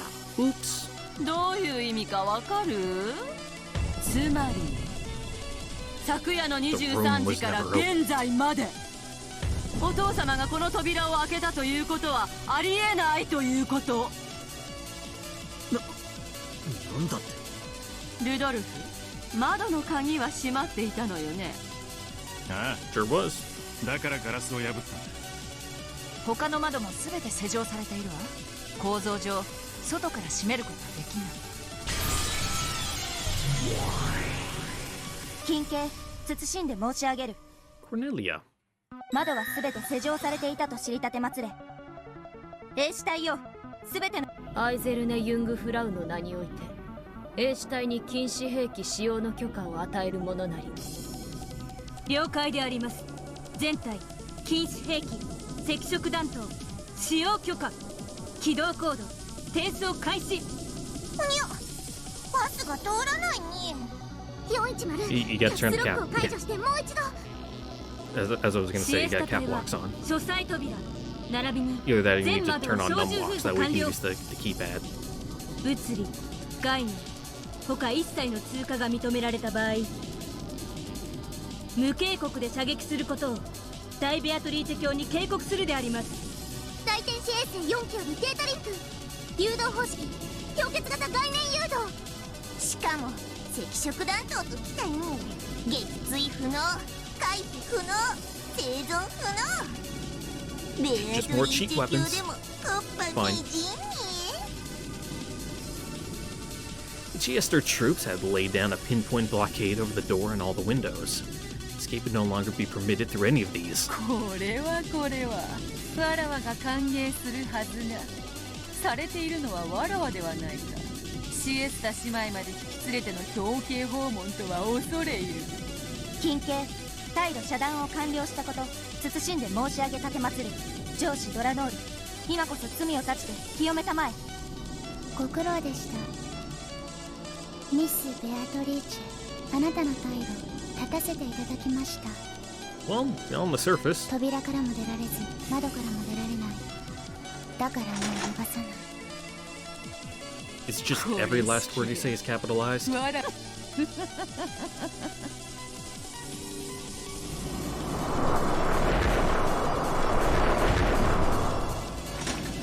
What just updated? Something updated. Characters? Hello? Oh yeah, all these ones. Nothing changed from before. 556, we read last time. Gertrude, a member of the... I need to hear how this fucking thing is pronounced again. The Eisern Jungfrau. The 7th District Repentance Enforcement Agency of the Great Court of Heaven. Senior Assistant Inquisitor, ranked Minister, first class. As an Assistant Inquisitor, she is tasked with aiding during interrogations and hearings. In practice, execution ends up being the primary focus of most missions, and so she is usually assigned to the job of using barriers to block the target's means of escape. On duty, she is calm, flawless, expressionless, and emotionless. However, in truth, she is quite compassionate and is loved by many of her juniors. She has already passed the exam to become a full Inquisitor, and was offered a position in a different district, but she refused.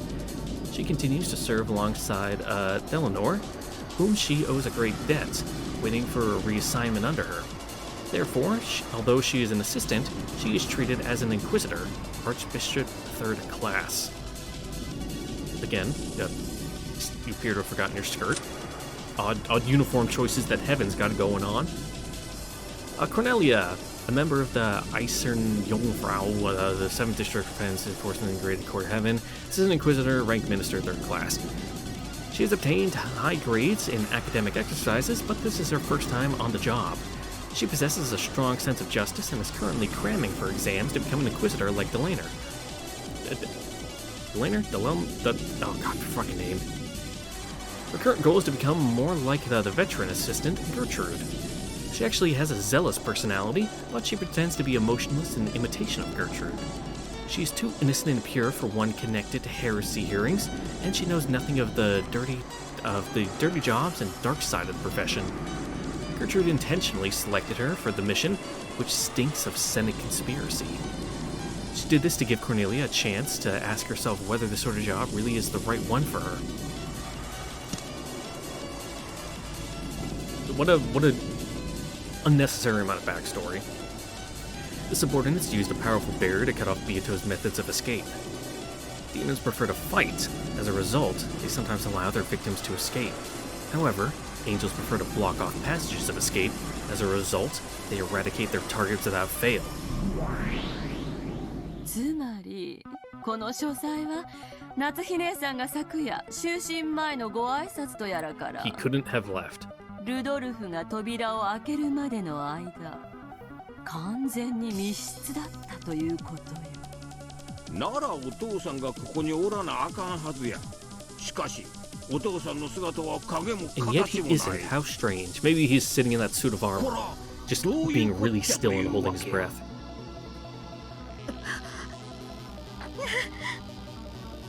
落ち着けと何度も言っておる。扉と窓を塞いだだけでこのベアトリーチェを閉じ込めたつもりなどと少子千万。金蔵遊ぶつもりだったが Gonna have to go all どうやら out 客人に just そ this の気は once. ないようだ。引き際を誤らぬうちに失礼させてもらおうぞ。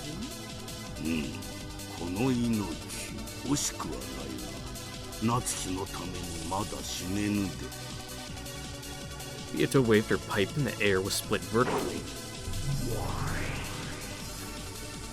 Then, a pitch-black gate appeared there and slowly opened. It was a warp portal, the same as the pitch-black holes that Gop used.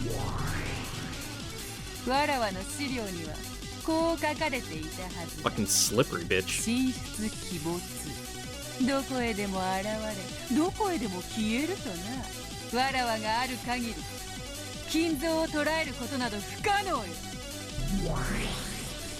The pitch-black gate opened. The gate led from everywhere into nowhere. Both Beato and Kinzo were sent to a place where no one could catch them. A place where no one could set foot, much less chase after them. ここは後宮家当主の書斎ですよ。そしてお父様が直々に設計に携われた部屋でもあります。扉を経ずとも外に出る仕掛けがあったとしても何の不思議もないとは思いませんか。そうだ。 Some secondary hidden safe room that no one knows about. 親方様が隠し扉を持ってたとしても何の不思議もありません。 Well, that's from their perspective. I'm pretty sure it's been stated in red that there are no hidden passages. I don't know if that's for all the locked rooms or just the one from Jessica's. それがわからないから秘密の隠し扉なのですよ。この屋敷にはお父様しかご存じない仕掛けや秘密の扉がいくつもあります。直接見たものはおりませんが、この屋敷の人間なら Yeah, just look at the auto lock on the study door. He has the button on his desk, right? not unreasonable to say he has another hidden switch somewhere. You know, opens up the door to the Bat Cave. 親方様しかご存知ない隠し通路がある。 Tilt the head back on a bust and push the button, and the bookshelves just open, and there's a he hops on like the firefighter pole and whoosh, slides down.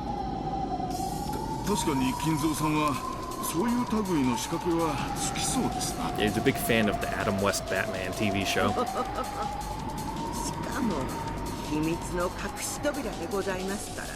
私たちごときが探しても見つからぬのは無理もないこと。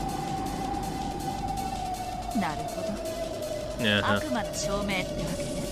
私たちにはこの部屋に隠し扉が存在する可能性を否定できない。そんなのデタラメよ、でっち上げよ。お父様の死を隠してる嘘がバレそうだからってよくもそんなことを。 Yeah, you know, logic games ain't gonna get very far here. この書斎のどこに隠し扉があるんや。その存在を証明してみんかい。証明不要。悪魔の証明である。隠しよって金蔵がこの書斎より隠し扉で脱出した可能性を誰も否定することはできぬのだ。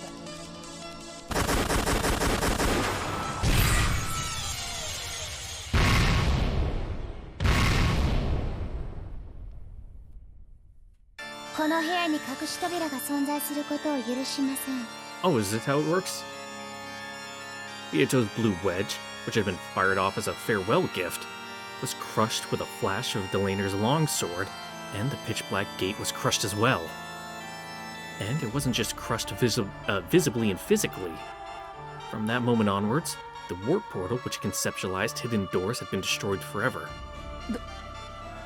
どうして書斎の主でなければゲームマスターでもないそなたが赤き真実を、その上何か隠し扉の存在を許さぬとも。それがミステリーだからです。ノックス第3条、秘密の通路の存在を禁ず。 Knox. Yep. There it is. What was her full name again? Dlanor A. Knox. Yep. Yep. ミステリーはね。 Or 10 wedges, the 10 commandments mysteries. Gotcha. I'm tracking. Now I'm tracking. この世に我らの神を除いて他に一切の神 Mea culpa. 一切の隠し扉が存在しません。存在してはなりません。させません。我らの神への冒涜です。 Blasphemy to the genre. 魔女も呆れる傲慢よ。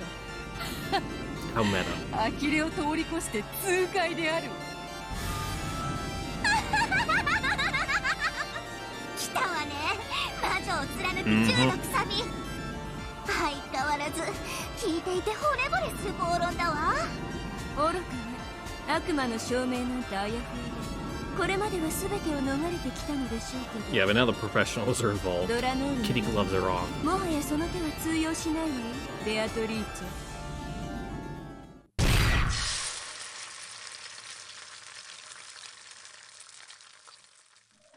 やはりあなたも凡百な魔女と変わりないです。失望します。ベアとやはりすんなり逃がしてくれる相手ではなさそうだぞ。どうかもてなしてくださいな、ベアトリーチェさん。客人にお茶くらい出してほしいものです。三流で結構ですから。さあ、この密室書斎からどうやって金蔵さんが脱出したのか、青き真実で私に教えてください。 Yes, please elucidate us, Beatrice. よかろう。ほいづらかくでないぞ。金蔵が扉より抜け出した後、レシートの仕掛けに気づき、元の場所に正確に戻した可能性があるぞ。 Alright, not entirely out of, the realm of possibility. You open the door, you'll kind of hear and see the paper fall and be like, what the fuck? And Kinzo, he's a smart cookie. He'd be like, and then put it back, being like, haha, I fooled them. すでに赤で否定済みです。書斎扉は23時以降一度たりとも開かれていません。金蔵は希代の魔術師で発明家かもしれぬぞ。体を切りにする薬を発明して鍵穴から抜け出したのかもしれぬ。No unknown niche technology is allowed. そのような薬は存在しません。存在してはいけません。あるいはテレポート装置を発明していたかもしれぬぞ。That borders on magic. その可能性とて悪魔の証明で否定不能であろうが。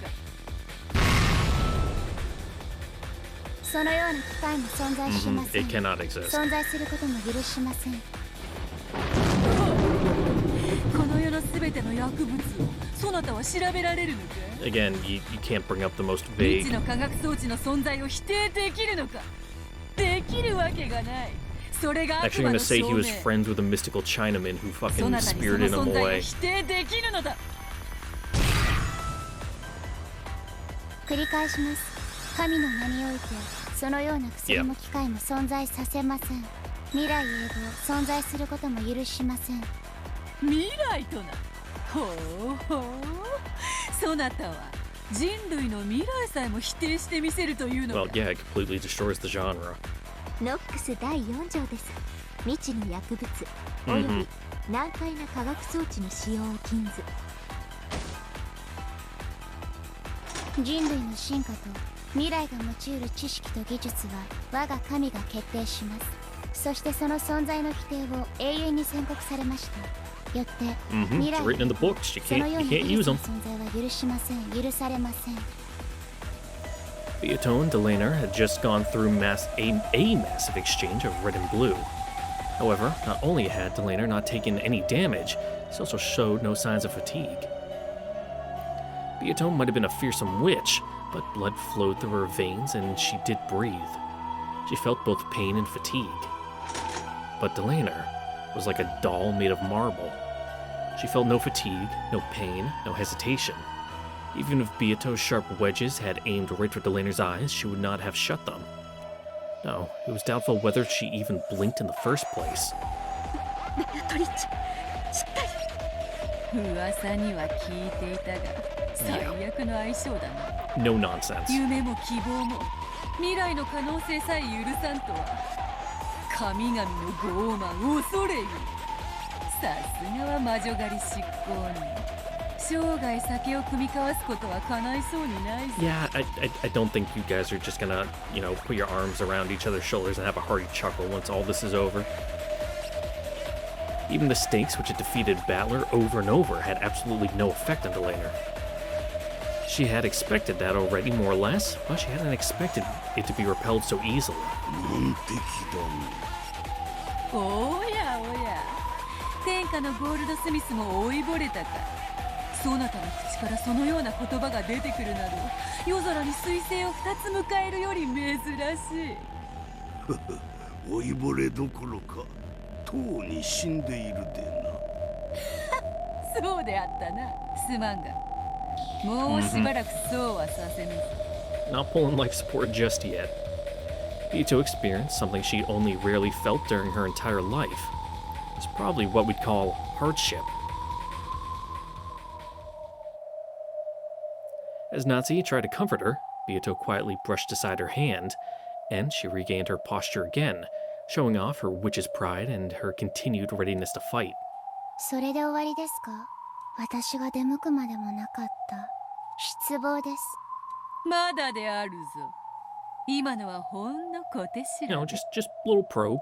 そなたの手の内を探ったに過ぎぬわ。意図愚かなりや、身の程を知りたまえ、黄金の魔女。ベアトリーチェ卿。Beato's expression became tense once again. No longer was there any trace of mischief. The mood changed. もはや遊びの時間は終わりだ。行くぞ。ならば金蔵が書斎の出入りをしなかったことを認めようぞ。そなたの密室を受け入れようではないか。Okay.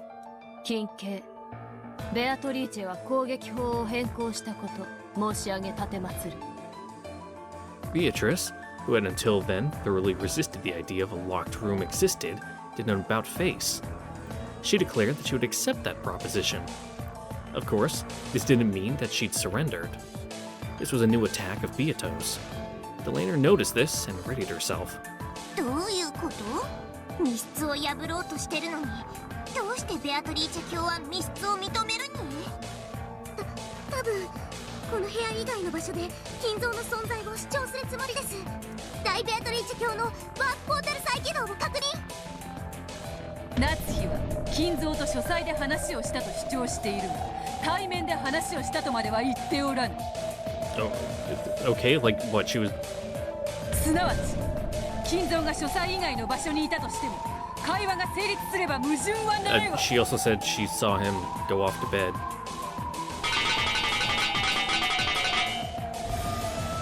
But I guess.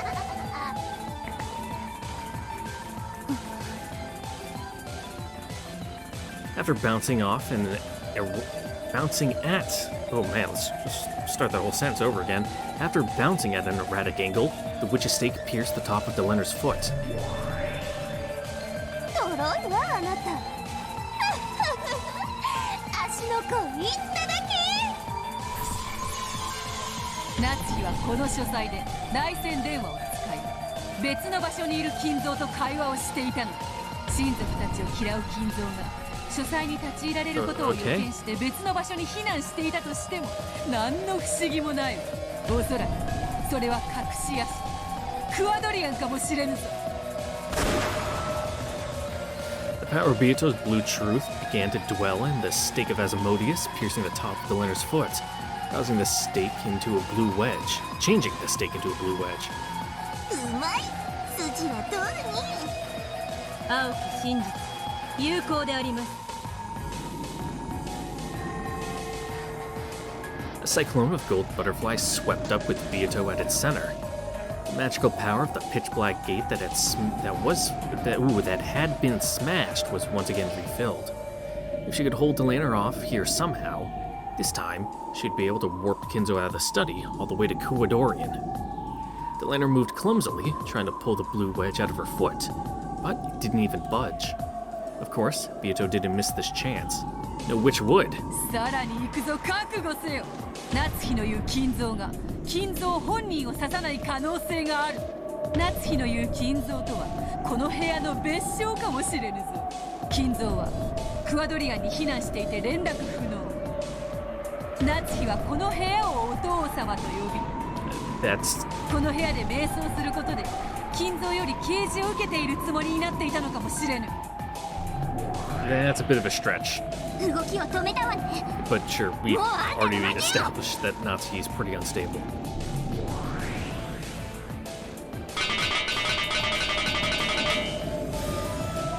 But, you know, it's no different than small bombs, so why not? Beelzebub's blue wedge pierced the base of Dlanor's neck. Of course, even this didn't cause her to flinch, but her movements were restricted even further.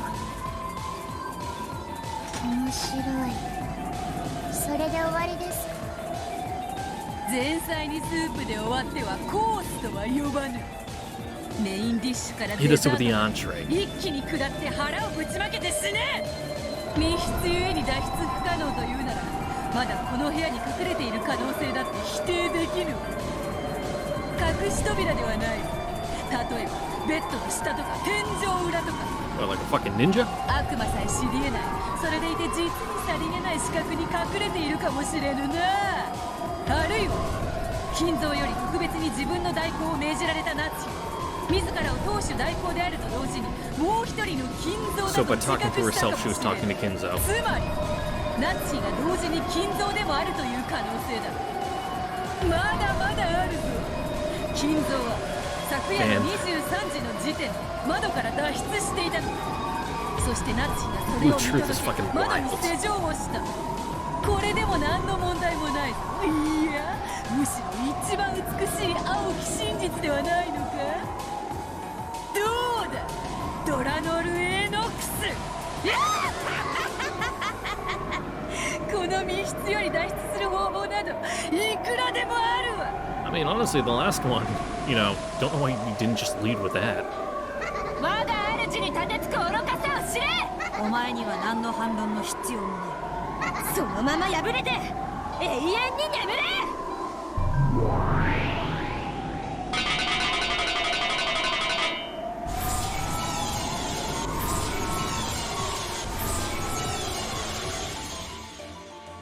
The seven sisters appeared from Beato's golden tornado one after another, and they pierced Dlanor with blue wedges. 4 blue wedges were buried into her neck, her chest, her gut, and her thigh.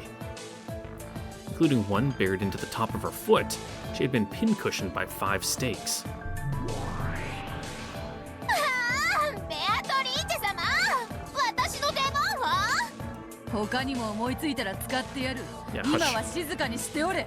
We're fucking shooting from the hip here. どうか魔女狩り人ドラノール、魔女を次々 the 串刺し instant we にして think of 火 one, に we're just 連れて shooting きた it. そなたが逆に魔女に串刺しにされるのはどのような気持ちか。They were all ridiculous arguments, but they came fiercely one after another.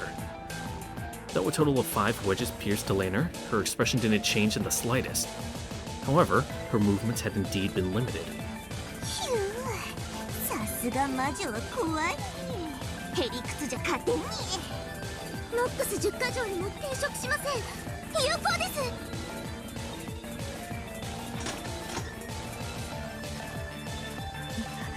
見事です。 I like how her every move is the sound of like the fucking cocking gun. この書斎が無人で Just 密室 the だったとして chunky. それだけでお父様の存在を否定させるわけにはいきません。波の相手ならこれで決まりと思うところだがな。だがあやつはドラノール、首席異端審問官、実戒を破り、自分の父さえ切り伏せた冷酷女よ。金蔵、今のうちに。Yeah, time to fucking cheese it. Now that Dlanor had been pinned down, this was their last chance to recover their magical power and escape. Once again, a pitch-black gate began to rise slowly in front of Beato and Kinzo. Though the gate had once been opened by simply drawing it in the air, it wasn't so easy in the study now, filled as it was with the power of denial. いかがですか皆さん。この書斎のことをどう問おうとも、お父様のご健在を揺るがすことなどできないのです。I wouldn't call it unshakable. おっしゃいますね。あなたも、そして私も。この戦いの一部であることを忘れない方がいいですよ。私に魔女と戦うことはできませんが、 Yeah, and you're... あなたと戦うことはできます。It's pretty uneven fight here between fucking Nazi and Erica. Erica grinned at Nazi with a smile more demonic than any real demons. 夏日さん、重ねてお伺いしますが、あなたは昨夜、確かにこの部屋で後宮金蔵さんと Quick, Nazi, gaslight お話し yourself. したんですね。ええ、一日の報告とお休みのご挨拶をしておりましたと何度も言っております。おかしなことを聞きますが、あなたの潔白を証明するための大切なことですので、はぐらかさずにお願いします。Okay. あなたの言う金蔵さんとは、私たちの認識する後宮金蔵さんですね。Gotta slice up a couple of those wedges, do ya? その名を持つ別の人物、別の存在というこ You とは weren't talking to the ありません concept ね of Kinzo, よくおっしゃる意味 the がわかり man ます。 himself. つまりこういうことよ。お父様亡き後、この部屋自体をお父様と呼んでたりするなんて聞いてるのよ。あんたはお父様にお休み前に一日の報告をしていたなんて言って And you た know, わね。 people have the rituals. You just come here and vent your day to the room.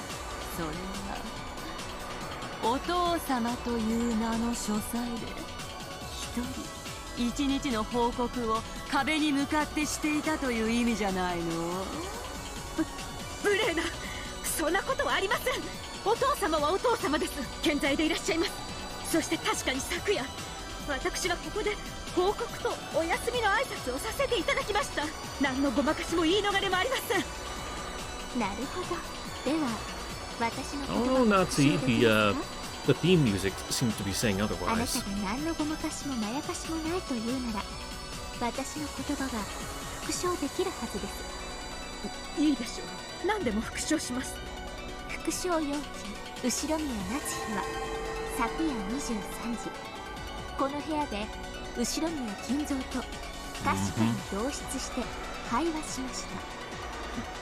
私、後宮夏日は昨夜23時この部屋で後宮金蔵と確かに同室して会話しました。グッド。では最後にお聞きします。まさか夏日さん、その後に金蔵さんを窓から放り出して自ら窓を閉めて施錠した、それでも筋が通っちゃいますので。どうして私がお父様を窓から追い出さなくてはならないのですか。程があります。愚弄にも程があります。 Because he told you to do it. 金慶、謹んで申し上げ立てまつる。夏日の指す金蔵とは後ろ宮金蔵以外のいかなるものも意味しない。金慶、 Digging her own 謹んで grave on 申し that 上げ one. 立てまつる。夏日は書斎にて23時に金蔵と対面したことを主張するものなり。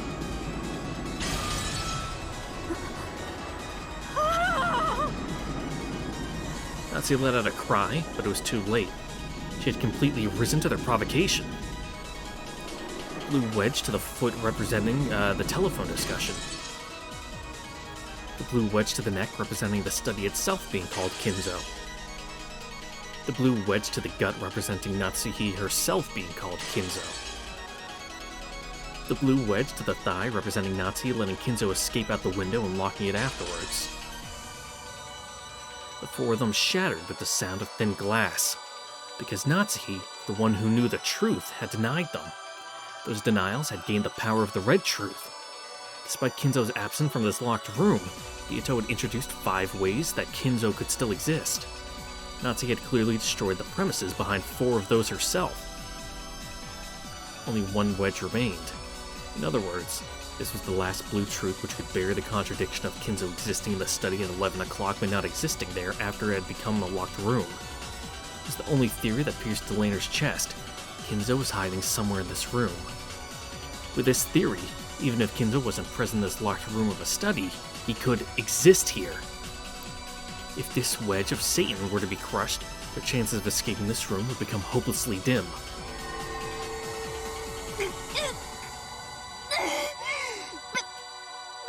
Beatrice 様。 Yeah, it ain't looking too good. 今のうちにお逃げを。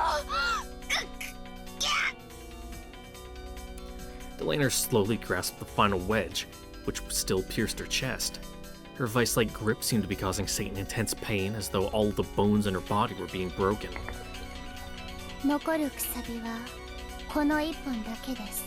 この部屋のどこかに金蔵が隠れているというものでしたね。そのすべてを探偵である私が探しました。 Even under the bed? それでも見つからないなら、一体どこに隠れていると？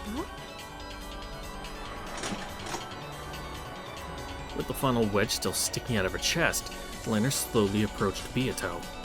If this wedge was taken out, then... お聞きします。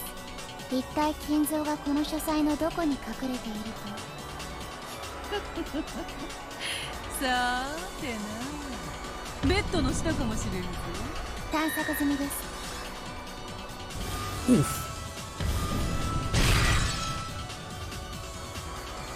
バスタブの中かもしれん。They looked in the bathtub. 探索済みです。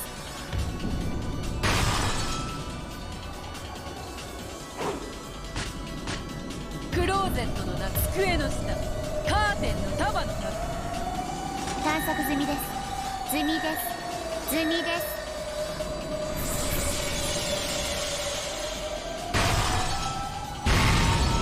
Yeah, this ain't good for you. 本棚の裏、戸棚の裏、絨毯の裏、 Behind the closet? 床裏、天井裏、壁紙の裏、ソファーの中に椅子の中、ベッドの中に布団の中に壁の中、石の中、岩の中、部屋の中。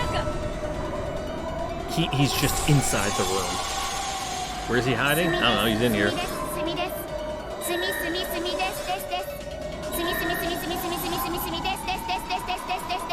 It's a pun. It's a...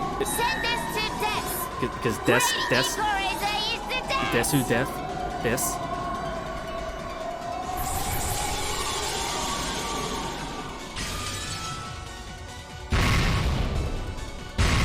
really like that effect, don't they? It's nice. I like it too. No locations would work against Dlanor by this point. Dlanor took Beato's final desperate onslaught head-on, turning everything back with a far stronger power of denial. Smack them down. Beat them down with overwhelming force. No longer is there any place in this study for Kinzo to escape to. Beato was blown back like a leaf dancing in the wind, knocked around all over and over again like an empty can lying on the road. By now, no matter how many times Beato used the blue truth, he wouldn't be able to defeat Dlanor's red truth. 情けないもんですね。魔女の無限の言い逃れで真実をごまかし続けるだけ。You're pretty solidly cornered here, ドラ Beatrice. ゴールの言葉を私も借ります。失望ですよ、ベアトリーチェさん。 How incompetent.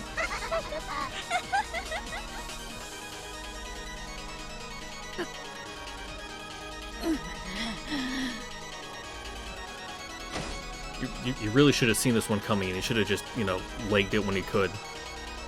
Erica coldly delivered these decisive words to Beato, who was crawling on the ground. 探偵権限。探偵は全ての現場を検証する権利を持つ。そして私は権利を行使しました。よって宣 There 言 ain't します。 nothing here. この部屋に金蔵さんはいません。そして部屋の密室も完璧です。以上の2点から断言します。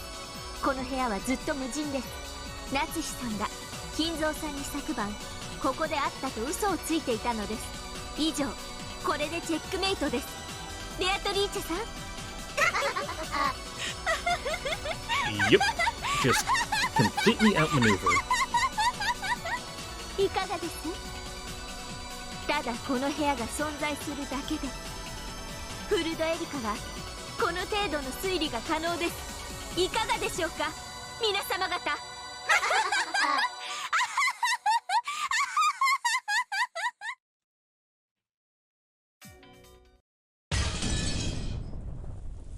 At these words, the final wedge shattered, and at the same time, the pitch-black gate which was about to open shattered once again.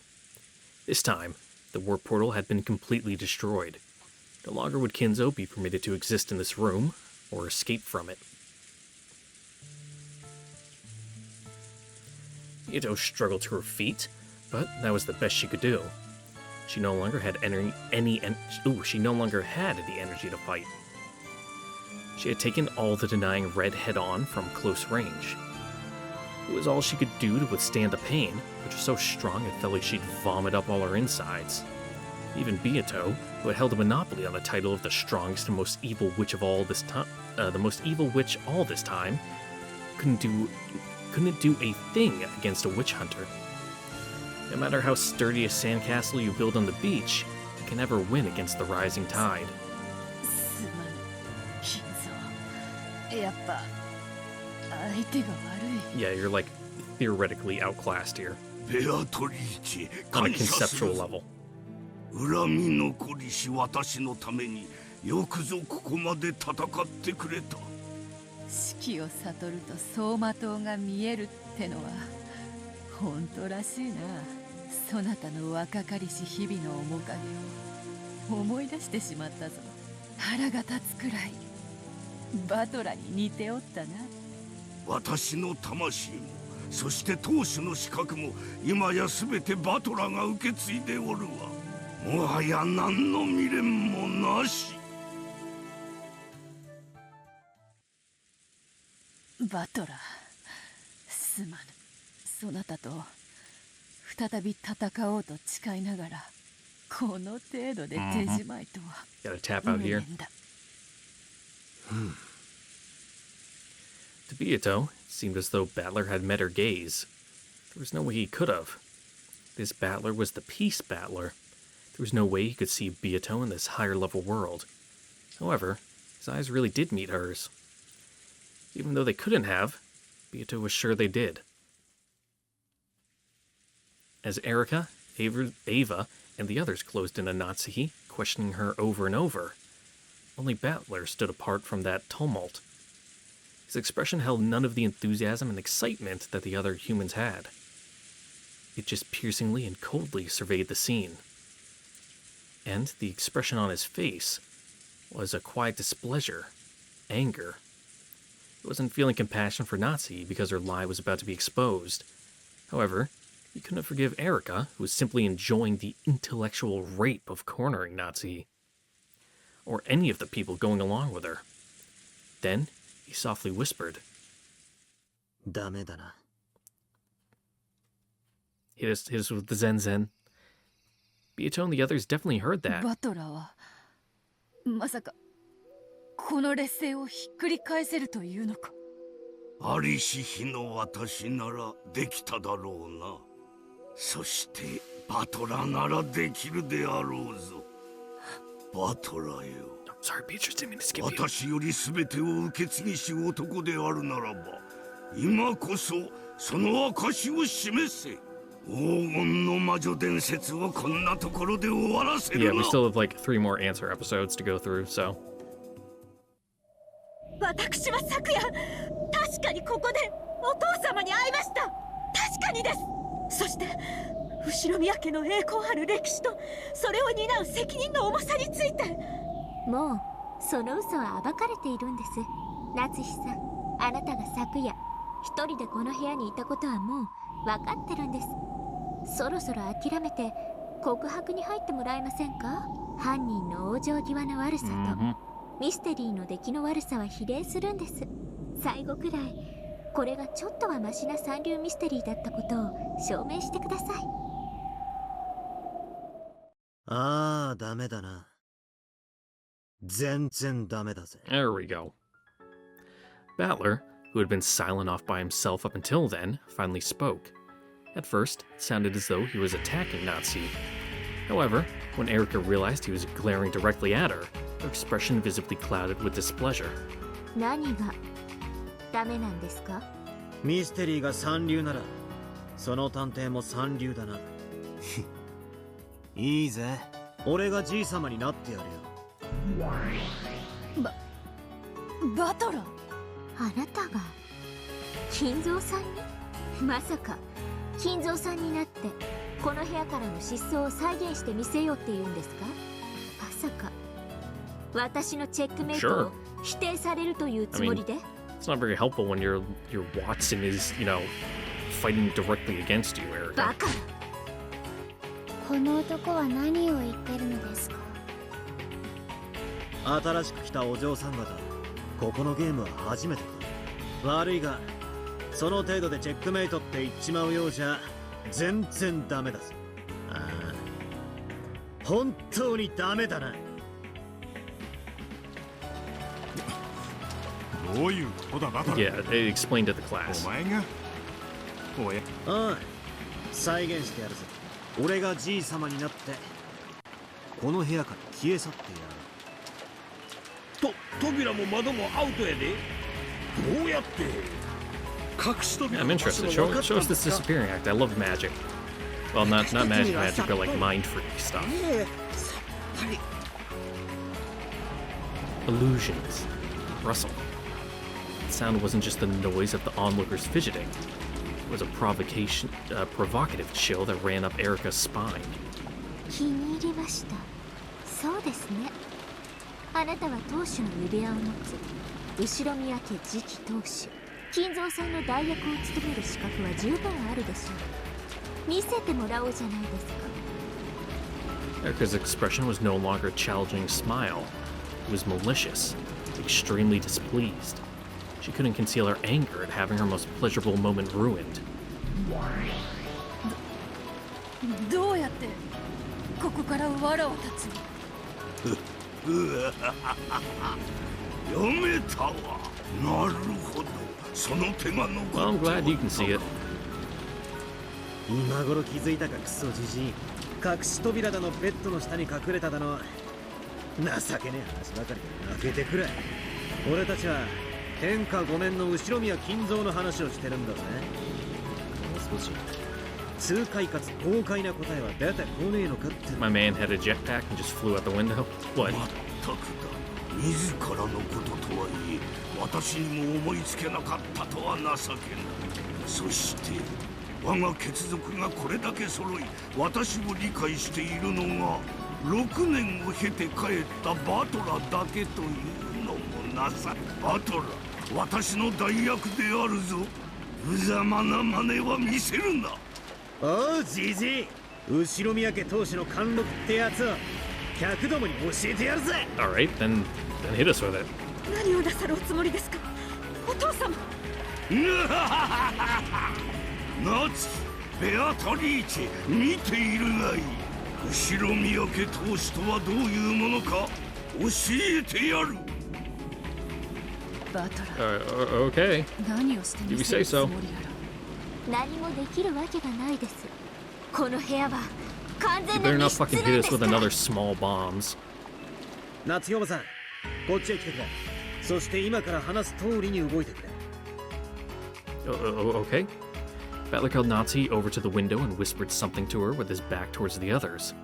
ミス・ドラノール、万が一はありませんよね。この部屋から金蔵と魔女を取り逃すようなことはありえませんよね。無論です。 Well, from our current understanding of the, what's been going on, but ガートルード、コーネリア、そして英死体。密室の封印は完璧か今一度確認するのです。金系、 that understanding can always change with new information. 我らの結界は完璧なりよ。金系、隠し扉はなく、扉からも窓からも逃れることかなわず、英死体はバトラが結界を破りしとき、躊躇なく矢を放ちたまえ。シエスタ隊、了解であります。 It doesn't need a breakthrough. バトラ様、お覚悟を。この部屋から脱出なんて不可能です。でもあいつはやるに。 Yeah, it'll be sick as hell. どうやって根拠がなくてもやり遂げると確信できる。それが後ろ宮の当主ってもんに。ですな、見せてもらいましょうか。リーチェの対戦相手の貫禄ってやつをね。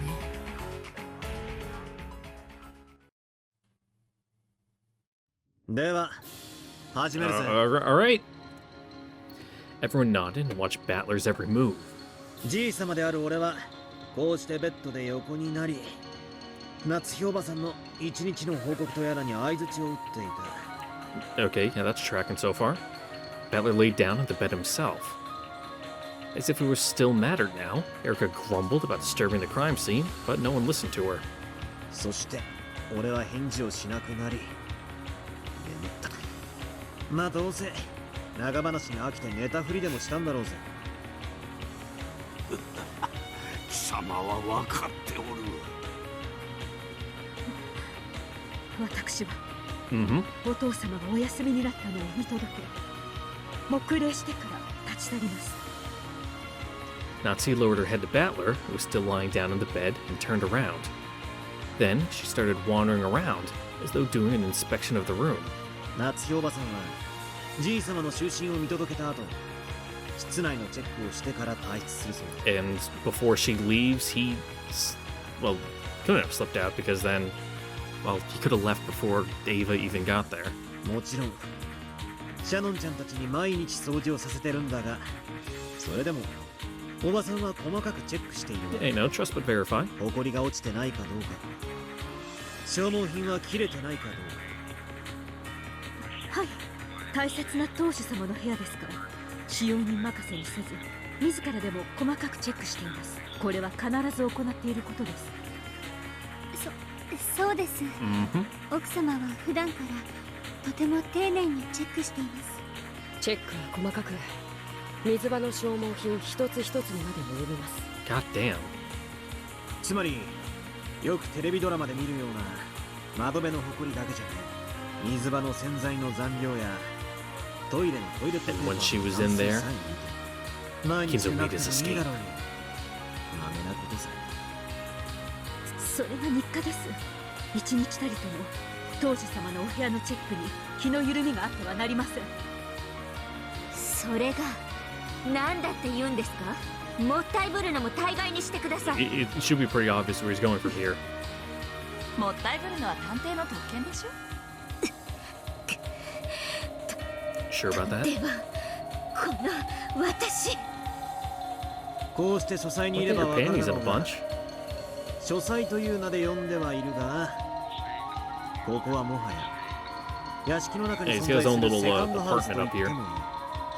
寝室があり、書斎があり、水場があり、トイレも風呂もある。つまり一つの部屋じゃない、一つの家ということ書斎内の構造説明感謝です。しかしそのどこかに隠れるという手はすでに破られています。隠れはしない Yeah, ぞ。 well, he's not hiding. He left. だが資格はいくらでもあるはずだ。例えば Sneak around. 夏日おばさんがトイレットペーパーの数を調べにトイレに入ってる間、夏日おばさんから書斎のほぼ全てを資格となる。つまり書斎のほぼ全域から Slip around her vision 観 cone. 測者が消えたわけ。 Kinzo had his solitone radar and he was able to, see her search patterns. 観測者消失。金蔵が失態します。金慶、書斎内に魔女の闇が充満せしこと申し上げ。よいぞ、闇の力が満ちてきた。観測者が夏日がいなくなったからなんだと。それでじいさまは、ようやく小うるさい夏日おばさんが姿を He made a break for it. 起き上がる。どうして。このようなイカれた夜にイカれた天気の夜空をめでることに勝る酒の魚はない He just wanted to go outside and fucking, I don't know, run around in the woods. 夏日おばさんがトイレという資格にいる以上、じいさまには書斎を自由に A 歩き lie? 回 I る don't know, he's a crazy old man. You don't need a lie. It's possible for him to move without Natsuhi's knowledge. It's possible for him to move without contradicting what Natsuhi knew. 警告。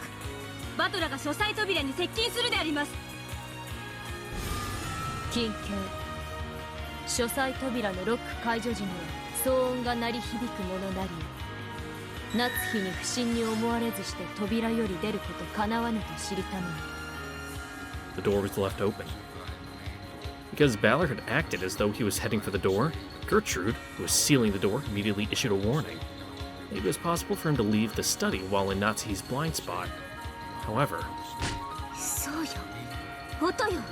オートロックの解除には大きな音がするのを私たちは知っているわ。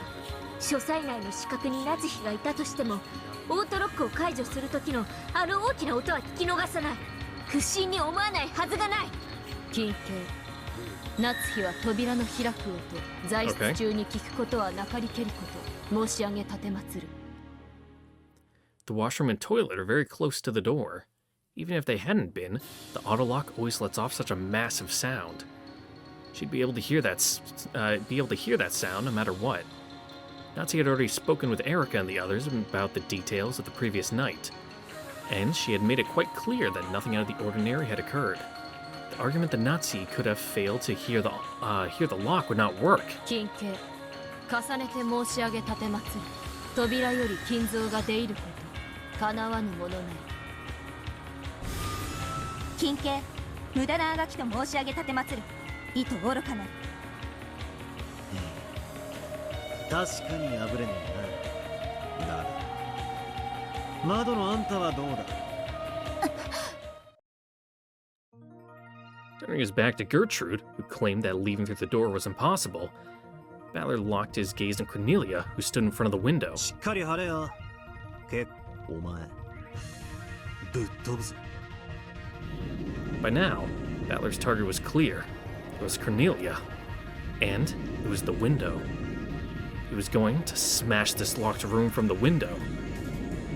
Not expecting to be chosen as the target herself, Cornelia was overawed for just a second, but she quickly regained her composure. Although it was rare, it happened sometimes that a witch struggling to flee would directly target the one setting up the barriers. And it was always the witch's last futile resistance at the brink of death. 金慶、慎んで申し上げる。バトラの標的はあなた、コーネリア。注意申し上げるものなり。意図愚かなり。神よ、この愚かなる子羊を憐れみたまえ。羊じゃねえ。後ろ宮家当主ってのはな。片翼でもな。He glided 書斎にいつまでも閉じ You 込 know, めて in お this けると思 closed-off うんじゃねえぜ。 courtyard. Starting from low posture, both silent and supple, Battler ran forward like a white leopard. He's just anamorphed. まさかこいつはこれは金系我が赤が破れる道理はなし。そなたの望み叶うことなしと知りたまえ。 Then saving the red, Cornelia thrust out both her arms and drew a sign. When she did, the red barrier blocked the way ahead of 無 Battler. 駄と申し上げ立てまつる後ろ宮バトラ金系我が窓は内より閉ざされ、また夏日が金蔵を逃したることもなし。夏日おばさんがじい様を逃がしたんじゃね She just locked the window after he left. え。じい様、夏日おばさんに隠れて自ら抜 And け出し doing たとし around, た she's ら like, oh, haha, silly servants, click. どうして窓から自分で出るんですか？このイカれた番に雨天へ飛び出すくらい酒の座興程度にしかならぬわ。私にとってはな。Has Kinzo been known to jump from windows? でもここ3階ですよ。そなたとて階段を降りるとき一段くらい飛ばすこともあるであろう。金蔵なら3階くらいは。 He is the head of the Ushiromiya family, after all. やりかねませんが。やりかねませんね。そんなバカな。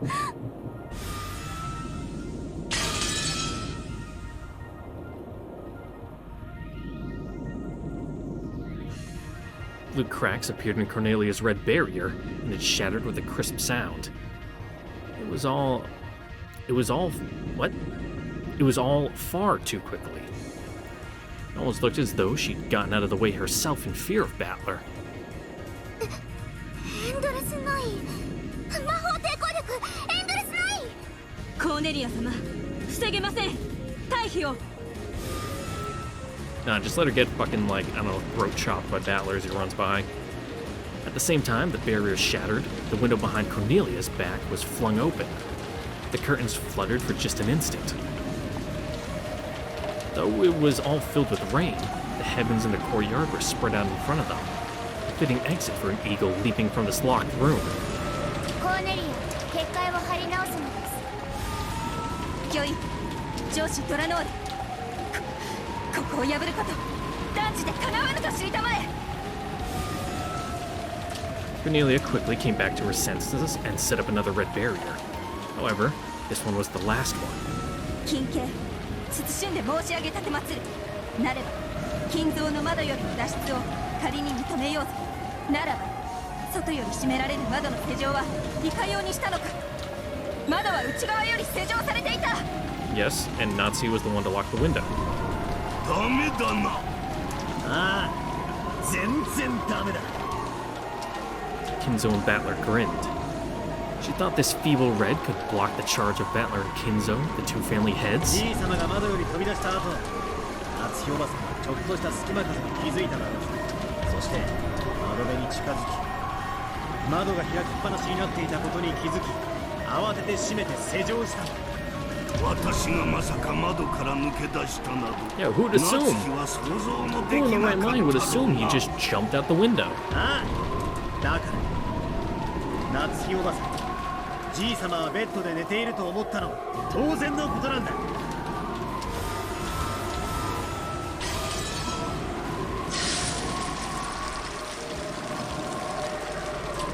Now that Battler had found the answer, the red barrier was more fragile than thin glass. The red magic wall of certainty had been smashed again, so easily that it disgraced the name of certainty itself. Could it be believed? That barrier was more firm than any shield Runaway had ever used against Jessica, and yet it had been destroyed so easily. Though Battler was charging furiously forward and had almost reached Cornelia, he didn't step aside. Her steel spirit, worthy of the name Eisern Jungfrau, didn't allow her to step aside. She took a talisman out of her pocket, placed it in thin air, and drew a sign. Then, not red, but blue burned there. Though it was far more frail than the red barrier, it was her last method of resistance. ここは通さぬ通さぬ。緊急緊急。されどここは3階。窓よりいかにして翼なき人間が逃れるというのか。ここは通さぬ通さぬ。それを知りたい。 Tuck and roll. Tuck and roll, baby. ぐだぐだうるさいわ。そこで見ておれ。これがその答えだ。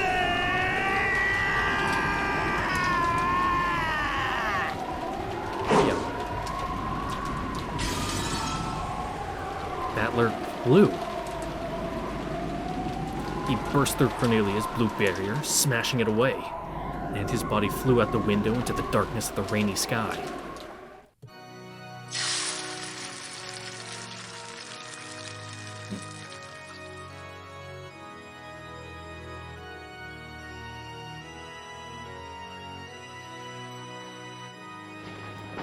And then he did a sick grind down the ladder.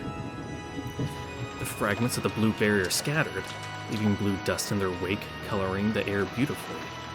The locked room had been smashed open. Battler had jumped from the mansion and was in the sky above the rainy courtyard. All of the raindrops had become small round gems that were scattered through the air.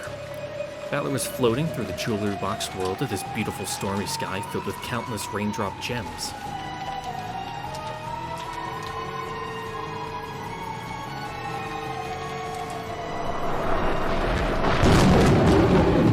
The sky of a world frozen in time, Dlanor and Battler faced each other.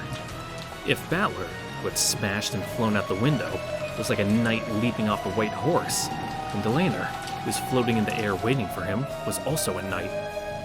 In the air above the courtyard surrounded by the Ushiromiya mansion and frozen in time, the true new head of the Ushiromiya family and the disciple of heaven who would test him crossed paths. 見事です。たとえあなたが中庭に落ち生きようが死のうが、金蔵に密室が打ち破れたことに変わりはない。命を捨てて飛んだあなたこそ殉教者。よくぞ我らの密室結界を打ち破ってみせました。あっぱれです。後ろ宮バトラー。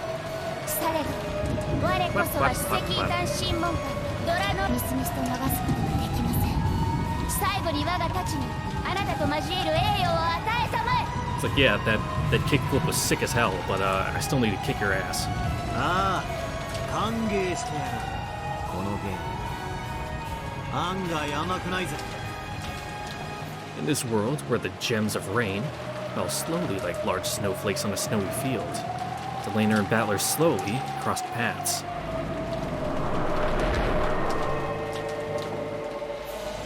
It seemed slow, and yet it happened in a flash. Their gazes crossed and clashed like lightning. When night confronts night, it's always head-on and decided in a single strike. Red and blue crossed paths. 書斎内に夏日の資格が存在することがあらかじめ示されましたか？示されていないならばこの推理は許されません。ノックス第8条提示されない手がかりでの解決を禁ず。No, it was brought up that could have been in a hiding spot that not even Demon could see.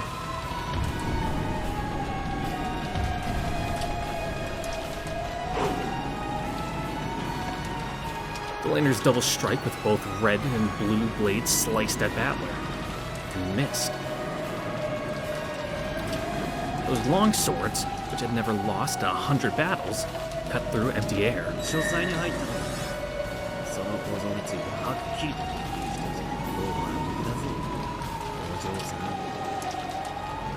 the first time, Dlanor showed an expression. It was a soft smile. She had known since long ago that the study structure had been mentioned, but she couldn't let him escape without making a single strike. As an inquisitor, she could not do that. So, though she had known that she wouldn't make it, she had still crossed swords with Battler.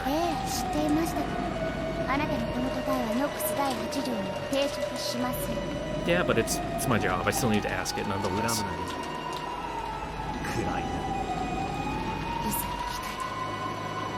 In Battler's hand was a blade that shone red. That blade etched out the red truth. It wouldn't be an exaggeration to say that Kinzo's study was a small villa he created inside the mansion. A study, a book archive, a place to sleep. and a bathroom and a washroom. It was divided into multiple rooms. It was already present. And it suggests that room-sized blind spots can exist within the study.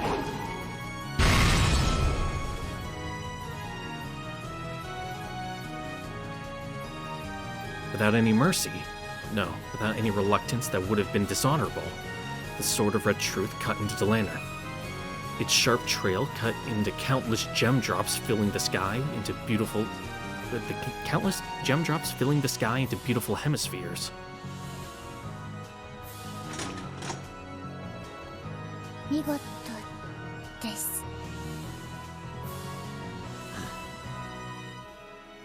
Time exploded into light. Both of them fell through the courtyard. One drifted down, the other tumbled through the air. Then there was a soft sound and a dull thud. The first was the sound of Battler landing gently in the courtyard. The second was the sound of Dlanor crashing down.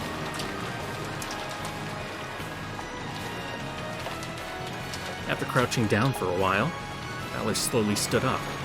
Though he jumped down from the third floor, he had landed as lightly as though he had merely jumped over a fence. That was sick as hell!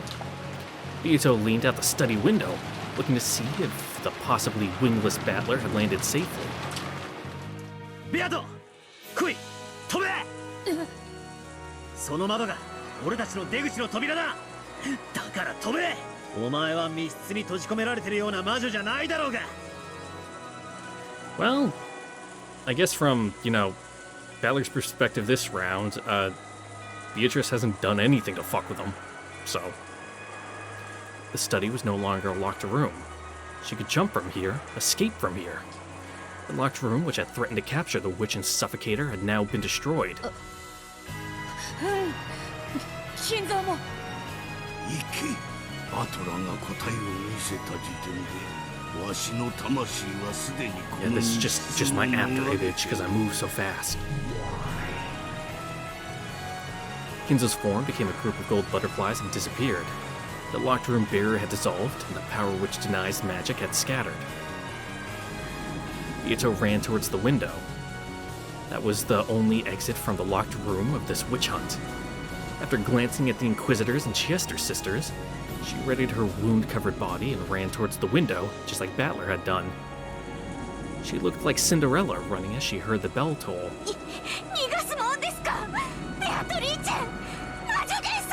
Like sand through your fingers. Erica flew at Beato, trying to grasp onto her as she dashed away.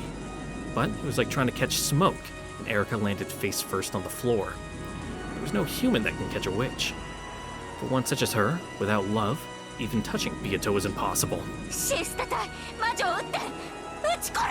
Nope, can't lock on. 照準抵触せず八方不可金継バトラの青き真実を防げる結界の準備当方になしなり Both Chester, 00, and Gertrude spoke with unbelievably calm voices. 誰にも止められないのバトラ金蔵もベアトリーチェもこいつらが逃げ出して私の密室が Smashed. この探偵 You look like a dope. フルドエリカが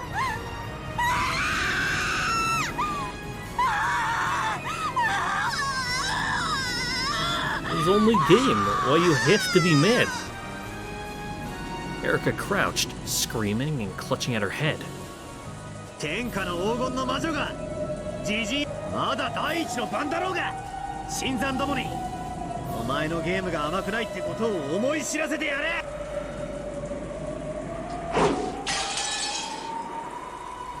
Just like Battler, Beato also jumped.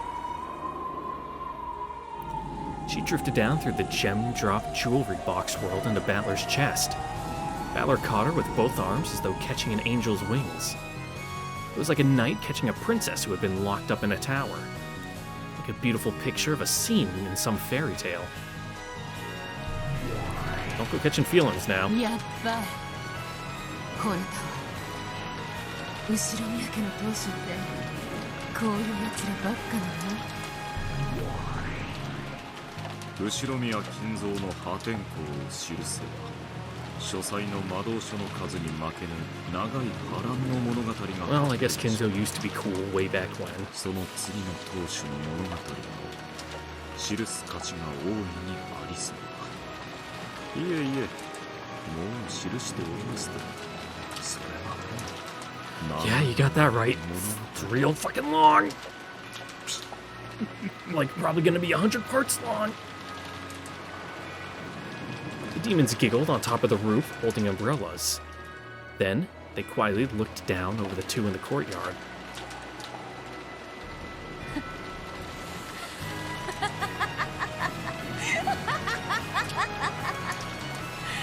お前やるな。お前のゲームで何回鍛えられたと思ってんだ。 In shock, Beato actually praised Battler as he held her in his arms. Battler laughed in his usual carefree way. こんなことがありえないありえない。 Erica looked down from the window and clenched her teeth, still clutching at her head. Still holding Beato in his arms, Battler grinned back. エリカ、何ですか。黄金の魔女の謎はお前にはくれてやらねえ。俺が解く。こいつはな、俺たち二人の謎だ。 Yeah, no third wheels. ま、レアと。うん、わらわの謎はそう。 As Battler gave her a mischievous grin, Beato's face turned uncharacteristically red. But even so, she spoke with a refreshingly bright expression while laughing loudly. わらわの謎はそなただけのもの Don't だ。 go acting all like a maiden 白 now, 宮バトラ Beatrice. ー。他の誰にも解かせてはやらぬ。こいつめ、ふざけたこと言いやがって。 Battler snorted and mused that Beato had said something so unlike her. And, still holding Beato in his arms, he spun around in a kind of waltz. After falling gem drops celebrated their overcoming of this trial. 3階の窓から飛び降りて無事 Man's a tough old goat. 飛び降りて密室を脱出。ふざけてます。こんなの推理じゃない。 If Battler had at least been seriously injured and writhing in the mud, Erica might still have some ground to stand on. She might have been able to claim that Kinzo couldn't have jumped down with his old body and gotten away unscathed. However, Battler stood calmly in the courtyard, looking up at Erica with the dignity of a victor. 皆さん、もう一度聞きますけど、こんなのありえませんよね。 Okay, I'm gonna be real. I thought the like either tear or sweat drop on the left side of her face was drool. I'm like, yeah, that's a face just crying and drooling and blushing. 人間が3階の窓から飛び降りて平然と降り立つなんて。 I mean, he just did it. そうでしょ。みんなましてや老体の金蔵さんが3階から飛び降りてみせるなんて。 Erica tried to get everyone's agreement and somehow turn things around. But the responses were no different from how they had been a short while ago. いや、金蔵さんならありえますな。親父ならやりかねねお父様だものね。武勇伝の王よ人や。それくらいじゃ驚きもせんで。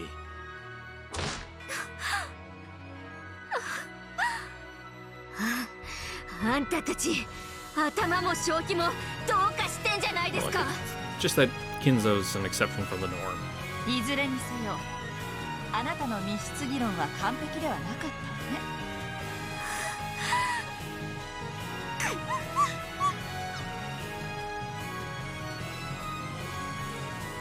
Not only the servants, but the family members also agreed. They all agreed that there would be nothing strange about Kinzo jumping down from a third-floor window. Just who in the world is this Ushiromiya Kinzo person? まあ Well, 60 dead 点 is と who he いう is, ところ but か。若かりし日の金蔵ならもう少し派手にやってみせるぞ。 what would we get it? A flip or a spin? もうひとひねり欲しいところだ。 I totally read that as twerking. どの程度にひねる？ Just Battler and Kinzo oiled up, twerking in the rain そう as Beatrice watches. そのわらわを抱いたまま飛び降りるくらいは Like, that's asking a やり lot. かねん。 And all that extra weight would really, really hurt the knees on landing. わかった。次の機会には抱いたまま飛び降りてやるぜ。 Alright, enough flirting, you two. やれるものならやってみよう。 Yuto's voice went very shrill and she gulped. Then her body suddenly became a group of gold butterflies and crumbled away. It was because many people had rushed up to the window, and she was being bathed with gazes filled with the anti-magic toxin. Yuto's body became invisible to them and melted into thin air. So to their eyes, it appeared that Battler was standing all alone out in the courtyard. バトラー大丈夫か？ご無事そうです。 Yeah, it's fine. He did a superhero landing. 敗北です。では主催の彼らのために私にとどめ。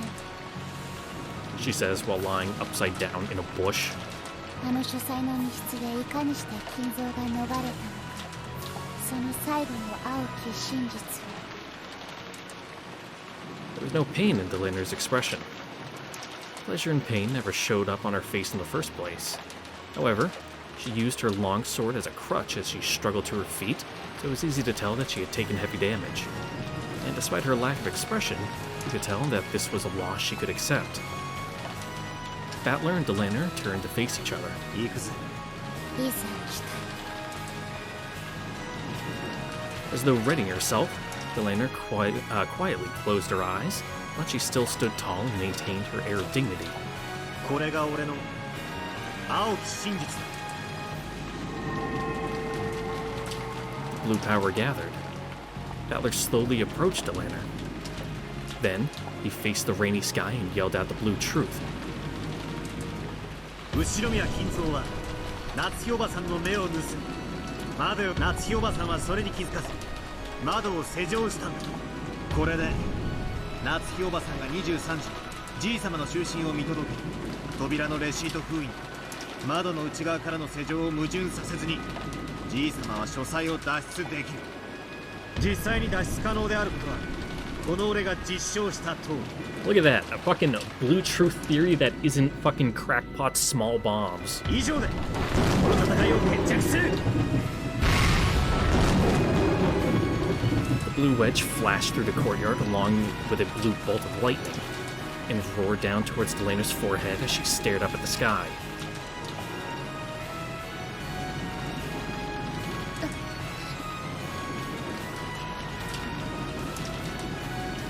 レアとのゲームは甘くねえぞ。ミステリーのお約束が通じるかどうかも怪しい。勝ち筋は悪くねえが。 There's some fucking weird wiggle work going on here. A massive blue wedge, which looked like a pillar, was above Dlanor's forehead, and had stopped with its tip just slightly touching her. It didn't run her through. It made no mark larger than being poked with a pencil.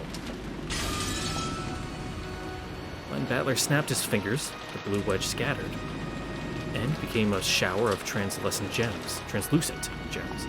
No, drops of rain that poured down over the courtyard.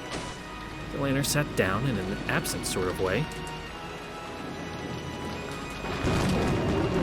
Amid the thunder and rain, the successor to the Ushimiya family faced the people staring down from the study, and spread his arms wide. ようこそ俺とベアと歓迎するぜウルドエリカ。 And the rest of the family was like, what the fuck are you talking about? Like, maybe he did hit his head when he landed. 見たわ。後ろ宮バトルグッドだわ。実にグッドだわ。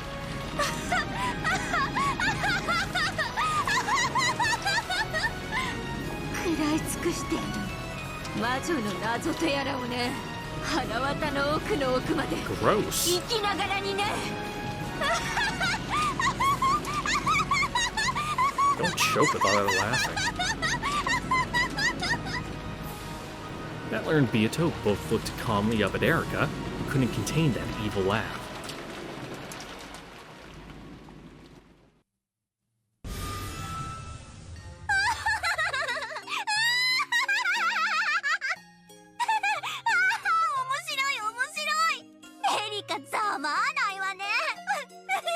Poor Erica. Fucking 0 people on her side. ベルンカステル長、申し訳ありません。あんたのその顔、潰して額縁に飾りたいくらいに最高に笑える顔だわ。私の分身が How incompetent. 情けない無様無様。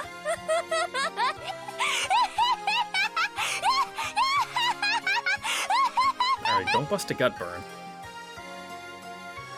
Bathed in the sneers of Bernkastel, the being who was like a mother to her, Erica was so ashamed that it looked as though she'd chew her lower lip to pieces.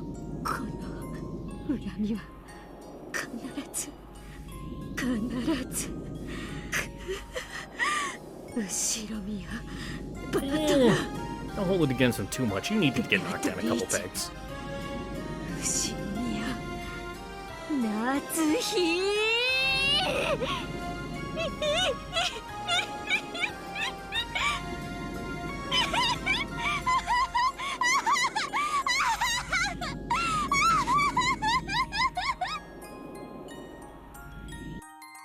Glad you're having fun. We all have fun here. この謎は俺たちの謎だ。誰にも邪魔はさせねえぜ。ベアトリチェ。